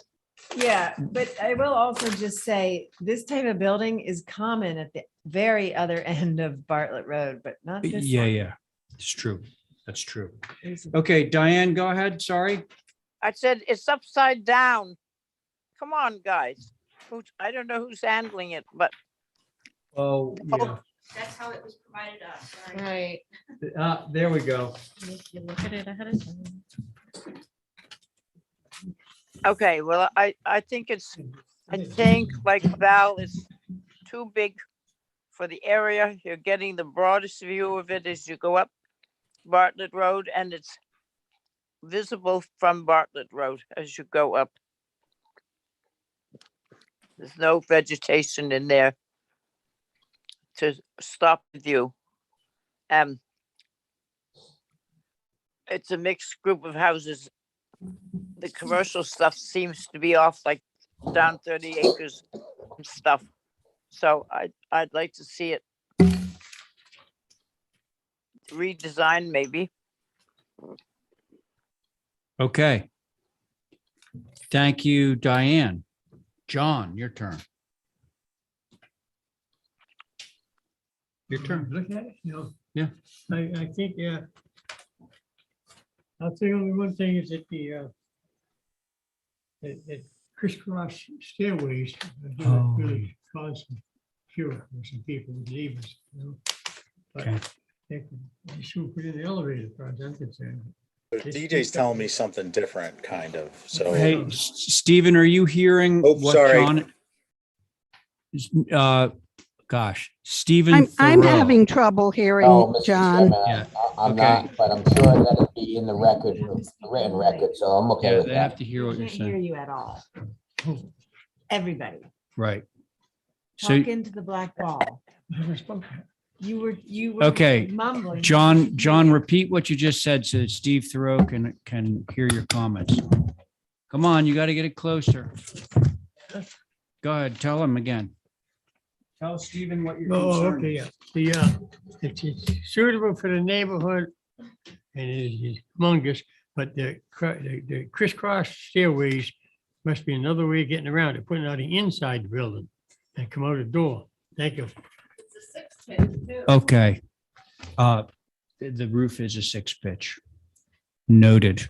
Okay, John, thank you. I agree with what's been said, particularly with regard to the size of the building and its sort of generic nature. And to Carrie's point, like where it's located. So can I have a motion? Yes. Hopefully you give me a good motion. Go hold for revision. Oh, I like that motion. Okay. What do you want to do? No, that's the right motion. So John has made a motion to hold for revisions. On John's motion, Val. Aye. Thank you. Carrie. Aye. Diane. Aye. Thank you. John on your motion. And I'm in favor. Motion carries. Thank you, All right, thanks, Stephen. guys. I'll let the client know. Thank you very much. Okay. Okay. 3 Beaver Street. Somebody to rep? Mr. Chairman, per the applicant's request, they are hoping to hold 3 Beaver. 3 Beaver. Yeah, we're Okay, hoping, so- we're making some more changes to it. Okay. Thank you, Polly. Polly, you sound so much like Linda Williams. It's Yeah, incredible. isn't that Um, weird? Yeah, it's weird. Okay, so can somebody give me a motion to hold three Motion Beaver? to hold 3 Beaver. Thanks. On that motion, John, to hold 3 Beaver. Oh, Stevie, yes, yes. Aye. Stephen, are you on board? Stephen Welch? Aye. Thank you. Val, on your motion? Aye. And I'm in favor. Motion carries. Okay. Next up. And I'm on motion two there, Ray. Oh, this is, Sorry, I missed. So Diane is an aye on that as well. Sorry, I missed that. 25 Sorry, Broadway. Diane. Okay. Oh, actually, I need to recuse from this next one. So Abby, are you, are you? Okay. Abby's going to chair this one.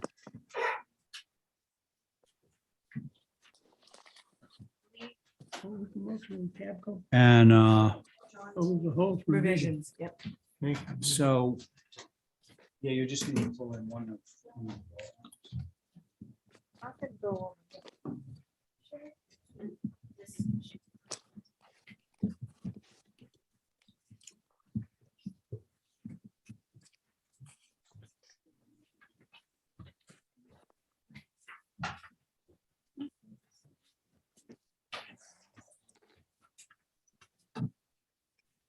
Now, we're going to what, 3 Beaver Street? That was held by the applicant. 3 Beaver was held off by the applicant, now we're at Nantucket Land Bank. Okay. Yeah, 3 Beaver Street. Held. Was held by the applicant. They didn't want to hear it tonight. They're doing more. Yeah. John here? Yes, hello. John Cusper here, Nantucket Land Bank. Oh, would you like to tell us what you're doing? I would. So we propose to put 300 feet of fence in this area. This is an area that we had Beaver, they're holding it, right? gotten from the town about 6 years ago. We're trying to rectify an encroachment issue we have in the back and kind of define the space as a publicly accessible space behind these buildings on Washington Street. Behind these buildings on Washington Street. Yeah, there should be, if you scroll down, there are pictures of the work area. So I'm not sure who's controlling the PDF. Oh, okay, split rail fence, yeah. No, it's not all split rail. Correct. Yeah, there's 100 feet of a 4-foot board fence and then 200 feet of split rail fence. Is it all new? Oh, sorry. John, is it all new? So there is a little bit of existing split rail behind the house closest to Washington Street on the left on the screen. There's pictures somewhere in the packet of that. And we proposed to put the 4-foot board fence in that area behind that first house because we were having issues with the split rail fence being taken down. So we wanted to put a fence that was a little bit harder to take down behind that house. Okay, so for clarification, John, do you understand what he wants to do with the fencing? You do? Okay. Holly, does this have And the rest of it will be split rail. Madam Chair, What are you having? Split rail and fixed? Holly's going to go. HSAB did take a look at this proposal. They did recommend having it go to split rail versus what's being proposed, and I would agree with HSAB on that. More in keeping with Nantucket.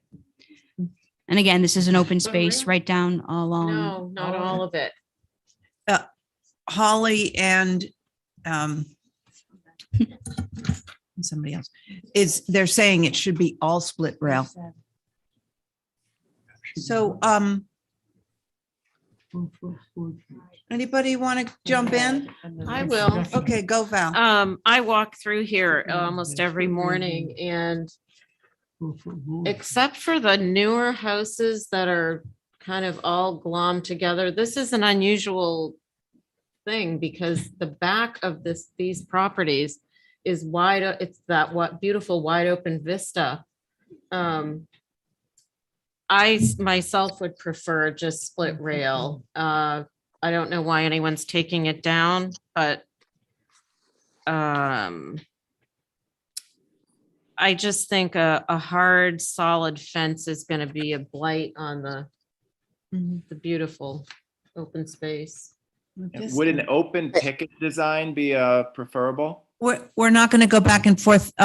We're just going to hear from the board now, and then you can come back in.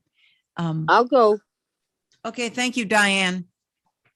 One of the houses right there is Kathleen Sales, Charlie Sales' mother.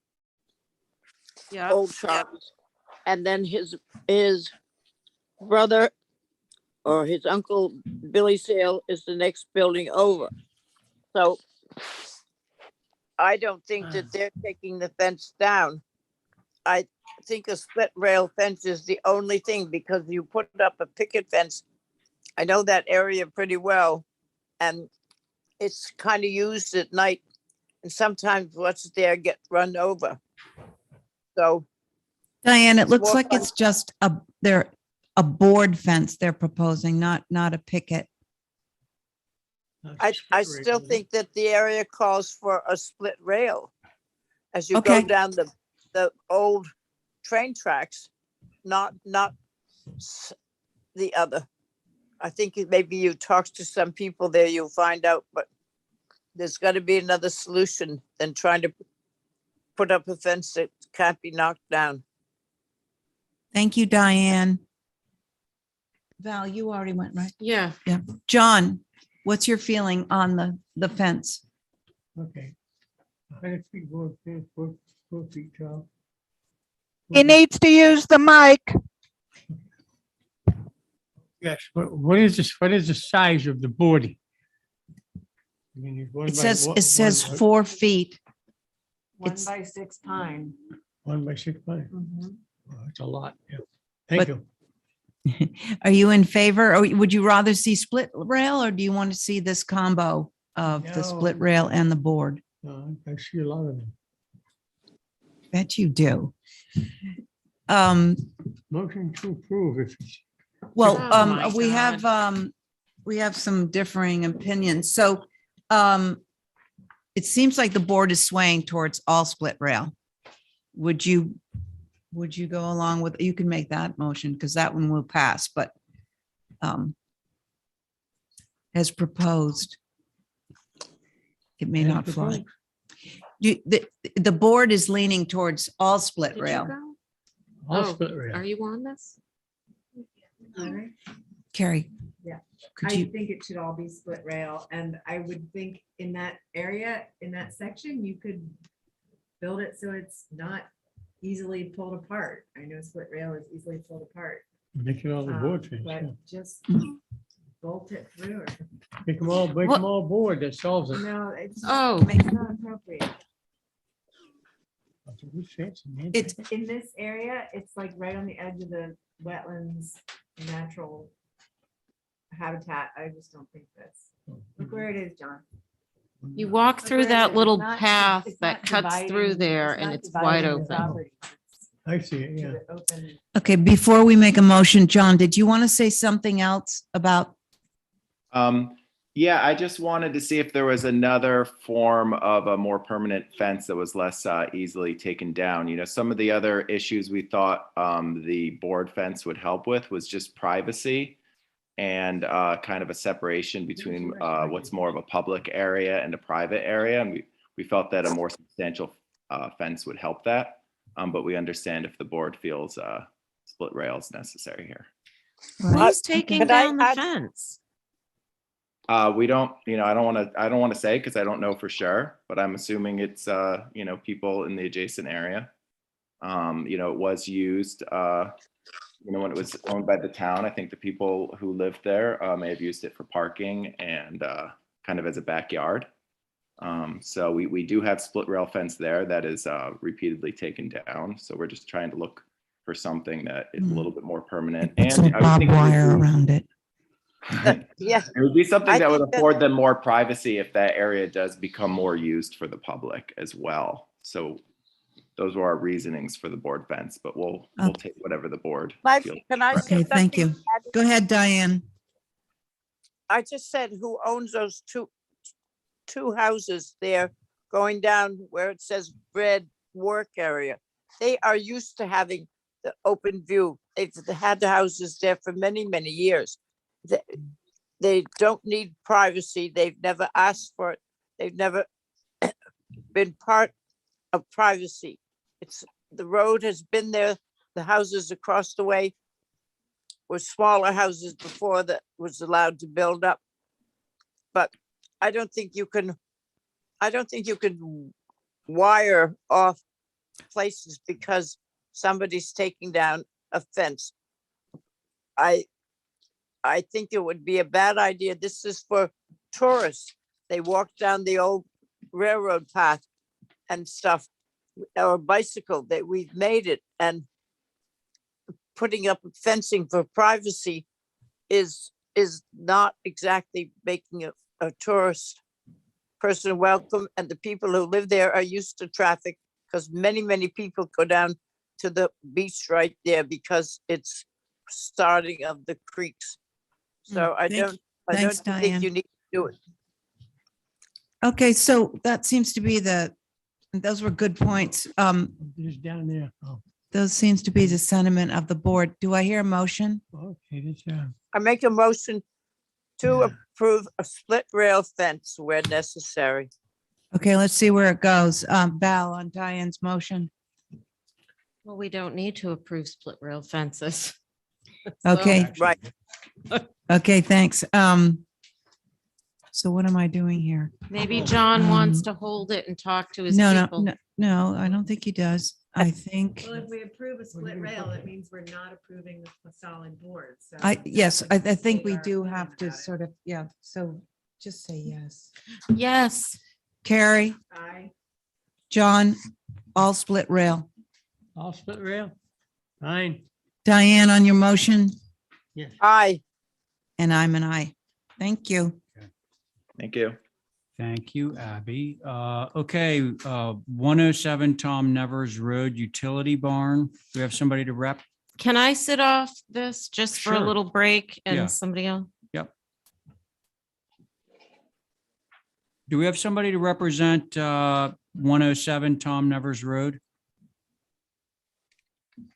It would seem not. I make a motion to Once, twice, hold twice. 107 Tom Nevis for representation. That sounds great. Here, let's just do the full board before you leave, Val. Motion is to hold 107 Tom Nevers Road for representation. On that motion, Val, Aye. Abby, Aye. thank you, John. Hey, Diane, on your motion. Aye.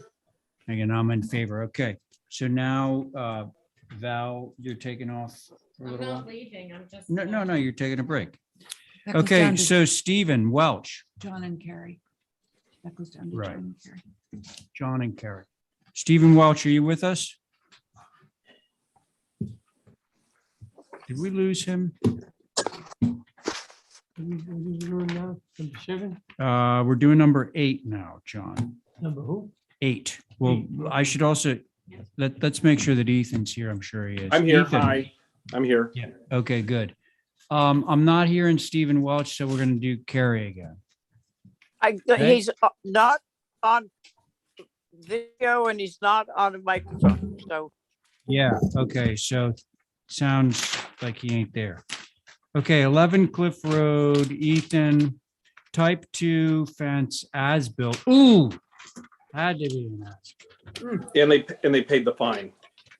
What? They paid the fine.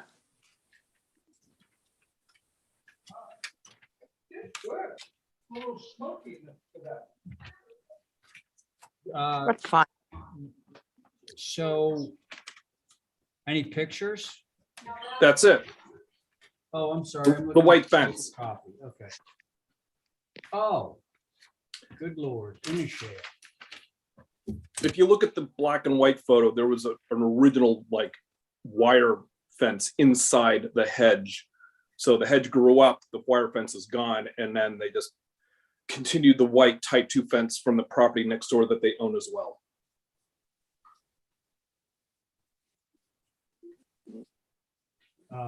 Okay. I thought the sort of white fence down. I can't hear. Well, okay, so John, this is Inishale. And they put up the white fence Yeah. right there. That's new. Flint Randy did one Flint Randy, every exactly. summer. That's right.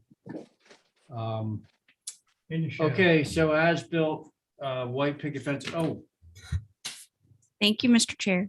So as you all know, this is Inishal, circa 1895, gorgeous colonial revival. I also wanted to point out to the board that the proposal is also for a board fence along the back, I believe. Yes, and I forgot, that's to prevent all the Nantucket Hotel employees from parking in their backyard. Is that already up? Is that an as built? No, they would like to do that. It's just a cedar natural weather. Okay, 6 foot high. thanks, Ethan. Hang on. So from HSAB's perspective, obviously the front is fine, but the surrounding and the entire back of the property with a 6-foot board fence is not Oh, appropriate. So HSAB is fine with the picket fence? They didn't say anything about it. Okay. Nope. So All those are right. the comments, Mr. Chair. All right, and the board fence in the back is how tall? Just the standard 6 foot, 5 foot, whatever it is. Feet. Okay. All right, so that's the proposal, folks. Who would like to start? I can go. All right, thanks, Abby. So I'm okay with the picket fence on Cliff Road because it looks appropriate. But I think the board in the back is sort of like cutting it off. And I think maybe they could do a combination of picket and privet in the back as well. And that would keep them from parking on their driveway or on their grounds. So I think the board is a bit sort of a smack in the face. Okay, thanks. Do we have a picture of that? You do. I was, but curious to sit off it, so I'm gonna sit on this one. Oh, I didn't know you had to sit off. Well, I don't have. I'll go. Okay, yeah, go ahead, Diane. I think the picket is okay. I was wondering if that's the house 11 Cliff Road that belonged to the guy who bought the Yes. It was, yes. It is. and It he had a was. gate there because he Ask him. used to keep that gate shut all the time. So I don't know when it came down and when it came up again, but I'm pretty sure it was there, so I'm fine with it. The other one goes down to North Street, and it's part of the streetscape of North Street, which is informal and not 6-foot fences along it. They could put a split rail or something else, but not a 6-foot fence edging off their property when everybody else is wide open. They own the surrounding property too. Okay, hang on there, Ethan. Diane, have you finished? Yeah. Okay, thanks. John, your comments on the fence. On the fence. What can you do? You get it without a permit? Well, he's paying the fine. Paying the fine. Fine. Okay, got Val, got Abby. Well, I didn't, and- I didn't say anything. Oh, I'm sorry. Yeah. I have no problem with the stuff in the front. I definitely don't think they should put the fence in the back. I mean, maybe they can have a gate and a picket fence or something if they need to block it off, but not a 6-foot. So board here's the fence. funny thing. So you're getting a unanimous pushback on the fence down on North Street, right? And my own view is, like, if it's really to keep people from parking there, why does it have to be 6 feet tall and opaque? I could do a type 2 fence back there with a gate. Yeah. If they want. You know, I mean, I think you'd get support from the board for something like that. And whether you're mowing down a 6-foot board fence or a 3-foot high type 2 fence, you're still mowing down a fence. That's gonna hurt your car. So, can somebody make a motion on this? Give it a try. Well, I have one more question for Ethan. If the fence in the back is gonna change to a type 2 picket, could it be natural to weather? Yeah, it'll be natural weather because it should jungle. be. back Okay, there, yeah. definitely. Okay, I'd be in favor of that. You want to make a motion? I'll make a motion to approve. They've paid the fine for the as-built fence and for the proposed fence to change it to a type 2 picket, natural to weather. That Perfect. proposed fence being on the North Street side of the property. That would be correct. Yes, okay, so on Val's motion, Abby, Aye. Diane, Aye. thank you, John, Aye. Val on your motion, Aye. and I'm in favor. Thank you.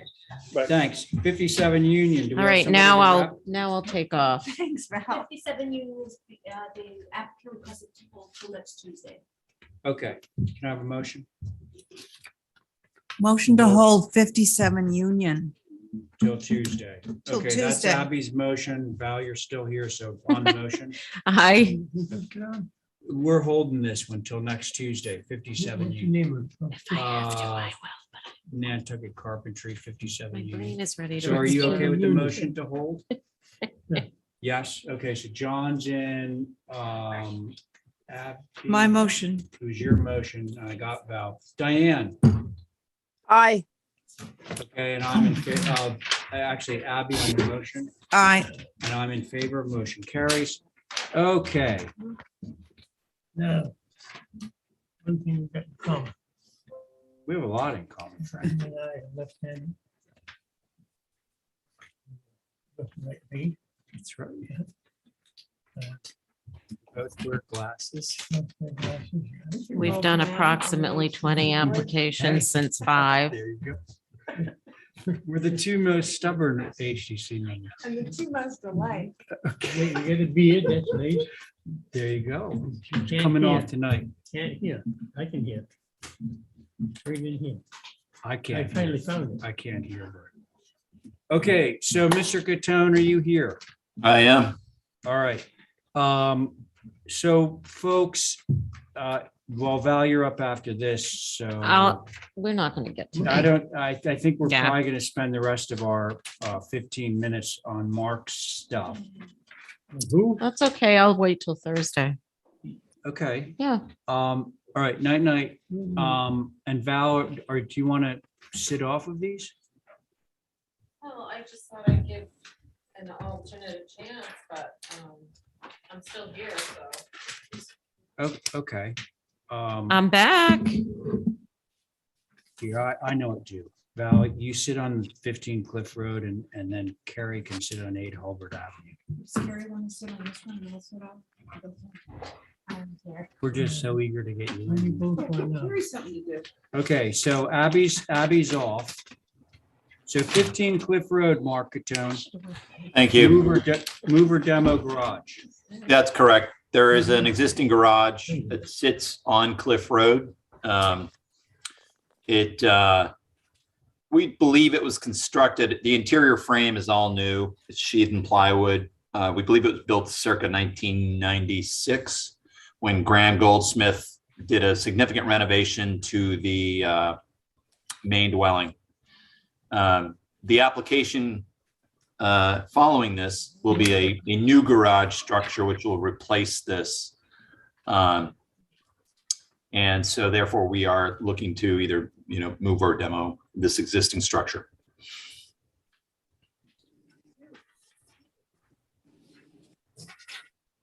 That's it. Time to go home. I'm hungry. Mr. Chair, Yes. so HSAB looked at this on March 21st. They actually asked what the age of the garage is. I was just able to pull up the HDC survey Yeah. from it.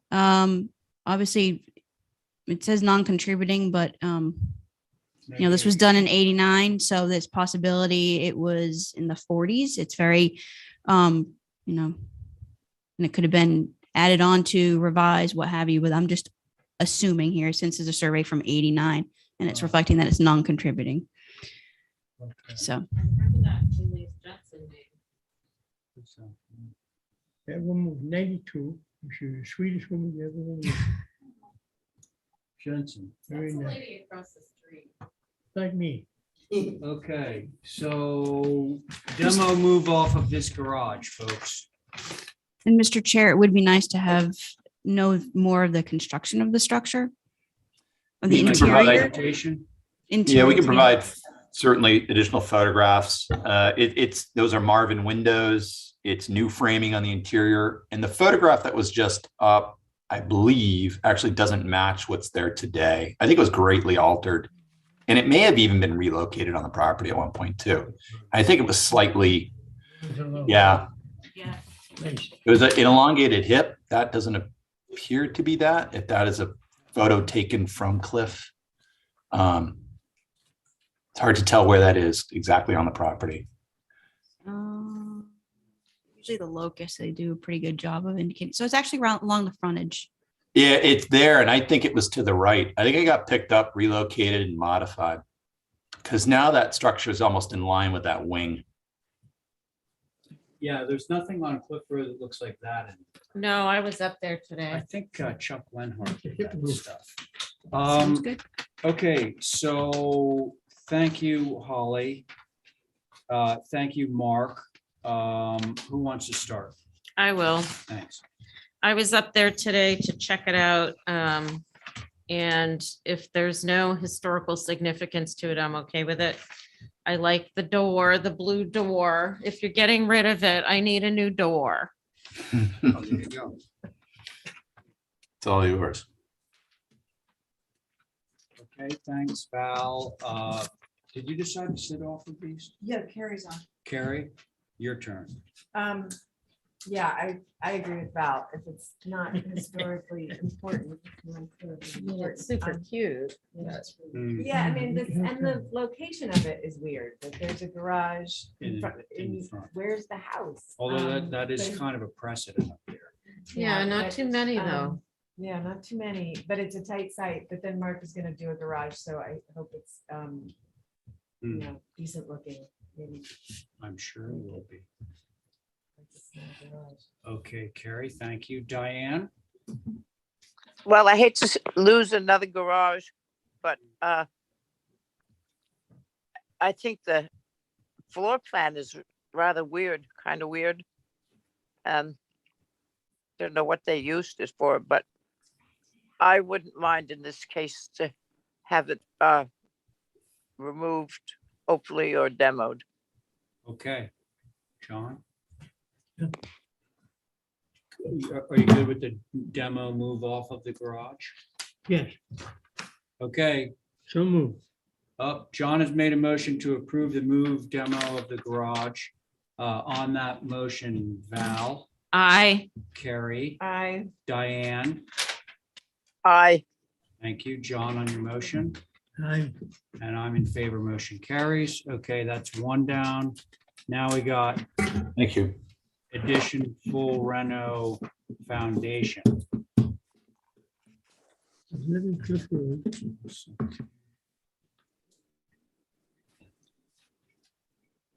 Did Carrie sign it? How far do you go? Oh, you weren't on it. Oh.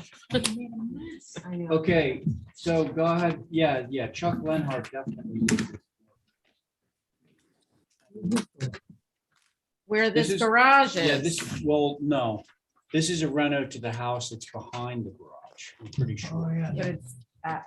They're adding this to the house. Oh, you Where mean the that garage piece on the was. left-hand Yeah. side is where the garage used to be? I don't, Yes. I don't think the drawings are up on screen yet. They are. Hmm. 15 Cliff No, Road. they're not. They're not. I'm The looking picture at of, something. It's 15 Cliff Road, Yes, demolished. that's done. Now we got a second one. could we get the pictures up, Ray? Is the second There one? are no pictures on our screen. They're working on it, Diane. Well, they've been working on it all this time. It's Well, I hard. think if you review things ahead of time, you'd know. I have reviewed every one of them, including them being the HAB meeting yesterday. Val. Maximum. Yes. It's the last one, right? Both. The first one was the demo of the garage, and the second one is the house. Thanks. Don't move. Diane, how about now? Now it's up. Thank you. It's up? Yep. Good? Okay. Mark Catone, your turn. Go. Thank you. Yeah, so you can see we've clouded in red the various elevations with the proposed changes. The structure is, there is a proposal to lift the structure. It lacks a proper basement now. We would pour a new foundation below the structure with no proposed change in height. And the garage is being replaced with a garage with a small space above it, and will be connected by a sort of a mudroom appendage to the main dwelling. This dwelling, I should back up, parts of it date back to about 1900. Again, a 96, we do believe it was significantly altered through plans from Graham Goldsmith. At least those are the ones we have from the files. And so we cleaning up some of those. It's a door and window replacement. There are some significant changes on the northeast elevation, as you can see from the photos and the existing condition drawings, replacing much of that porch appendage and getting rid of that half round cantilever deck, if you will, with some minor changes again on the, what I think is the north, barely read that, northwest elevation maybe. Yeah, there we go. Very little, if any, of this elevation is visible, just due to the tightness of this to the lot lines. The house is very tight at that point. And then the street elevation with the garage. Now, I will say that we should maybe flip back to site plan. I'll stay on this for 2 seconds, actually, sorry. Where the arbor is, they actually want to move the cut. So we would have access through that arbor, and that would actually be the drive, and we can go to the site plan for better understanding.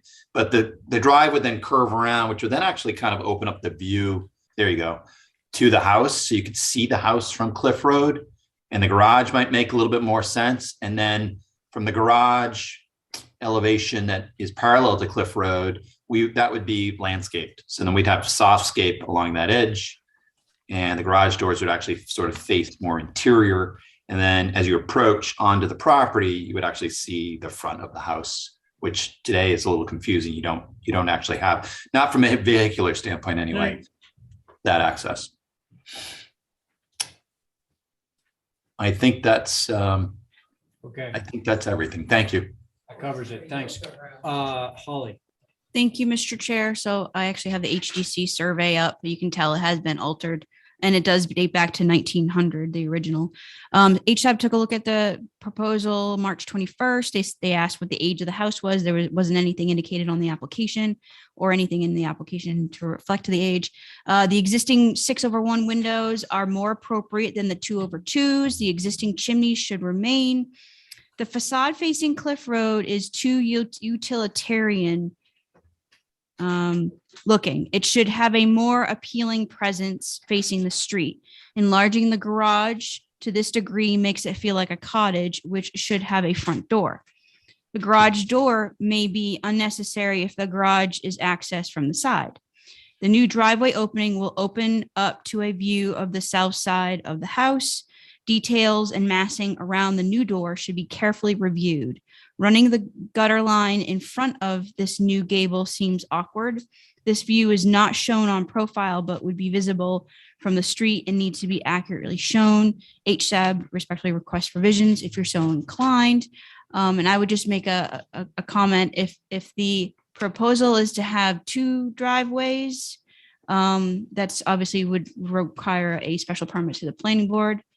And I don't know if that would be beneficial to the proposal, looking at the I think that's an oversight. facade. Hey, Mark. There would only be one cut, one drive. They're just Yeah, They're relocating. abandoning the first driveway. That's correct.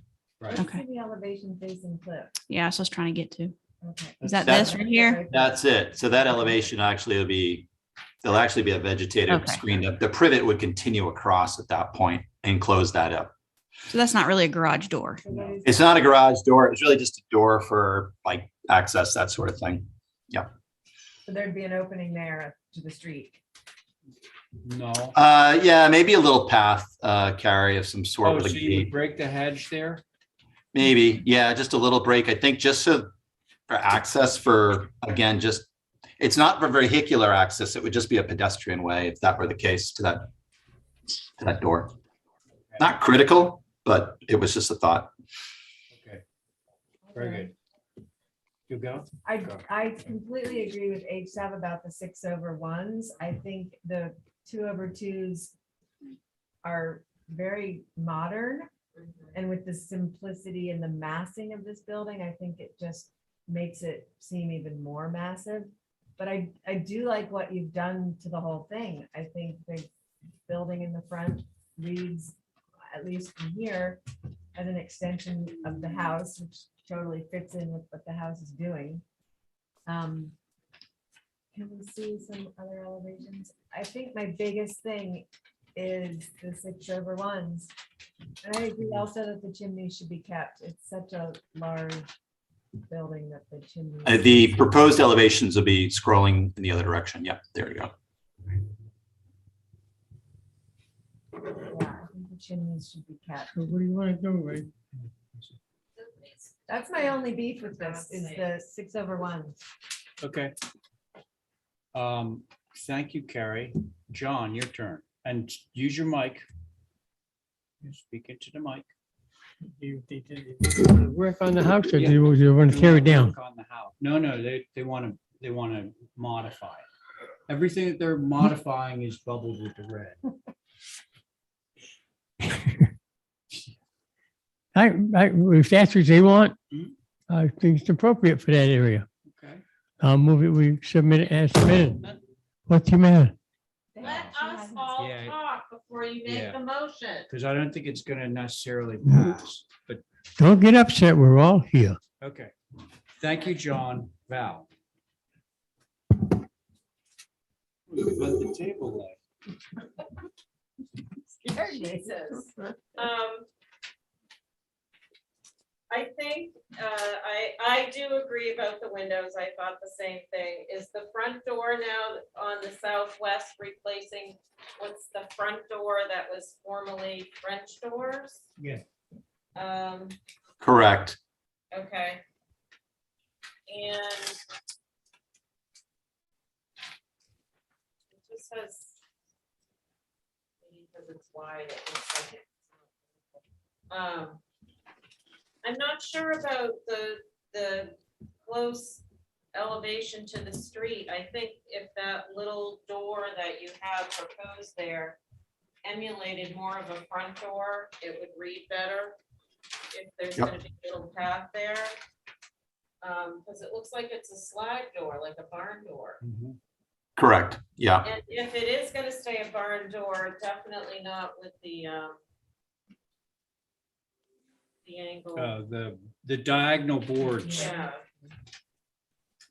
But all in all, I think it's fine.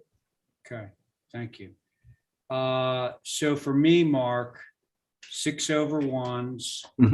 I'd like the Cliff Road elevation, which is the small elevation, to be more composed. Sure. And not incidental, and have it like actually give some sort of sense of greeting to the property. It doesn't necessarily need to have a quote unquote front door, because I think everybody will know with the drive moving to the side like that, that the front door is actually on the side of the house. But I would like for that piece that's facing Cliff Road to have more of a organized, composed look, I guess. Totally get it. Sure. Say what I'm saying. Okay, so can we hold this for some, oh, Jimmy. did I forget Diane? Diane? No, no, you Yeah, didn't get sorry me. about that. Sorry, go Never ahead. mind. Never mind. It's all been said. Oh, it has? So we can move this for some revisions, right, Diane? Yep, I would do that. Say, is that your motion? Yep, Motion that to was- adjourn. that would be the Diane has most. made a motion to hold for revisions on the house. On Diane's motion, Val, Aye. Carrie, Aye. John, Diane on your motion, Aye. and I'm in favor. Motion carries. Okay. Now, before we move to adjourn, Thank you. can we do the minutes of March 15th and 17th? Everything else is being held over to Thursday. What are you doing? We're gonna approve the minutes of March 15th and 17th, okay? Ray, Yes? this is Terry. Last week, Steve said something about revisions to the 15th. I haven't seen those, so could we just hang on to them? And I'll We'll hang double on to check with them. They can come back Thursday or next Yeah, Tuesday. yeah. Okay. And I'll thanks. chase it down, see if he Okay, has thanks, any. thanks for pointing that out, Terry. Okay, so we're not going to approve any minutes, so I guess it is time to adjourn. Motion to adjourn, that's it. John has made a motion to adjourn. On John's motion, Val, Aye. Carrie, Aye. Diane. Aye. Diane, there we go. John on your motion. Aye. And I'm in favor too. Thank you, everybody. Thank you all.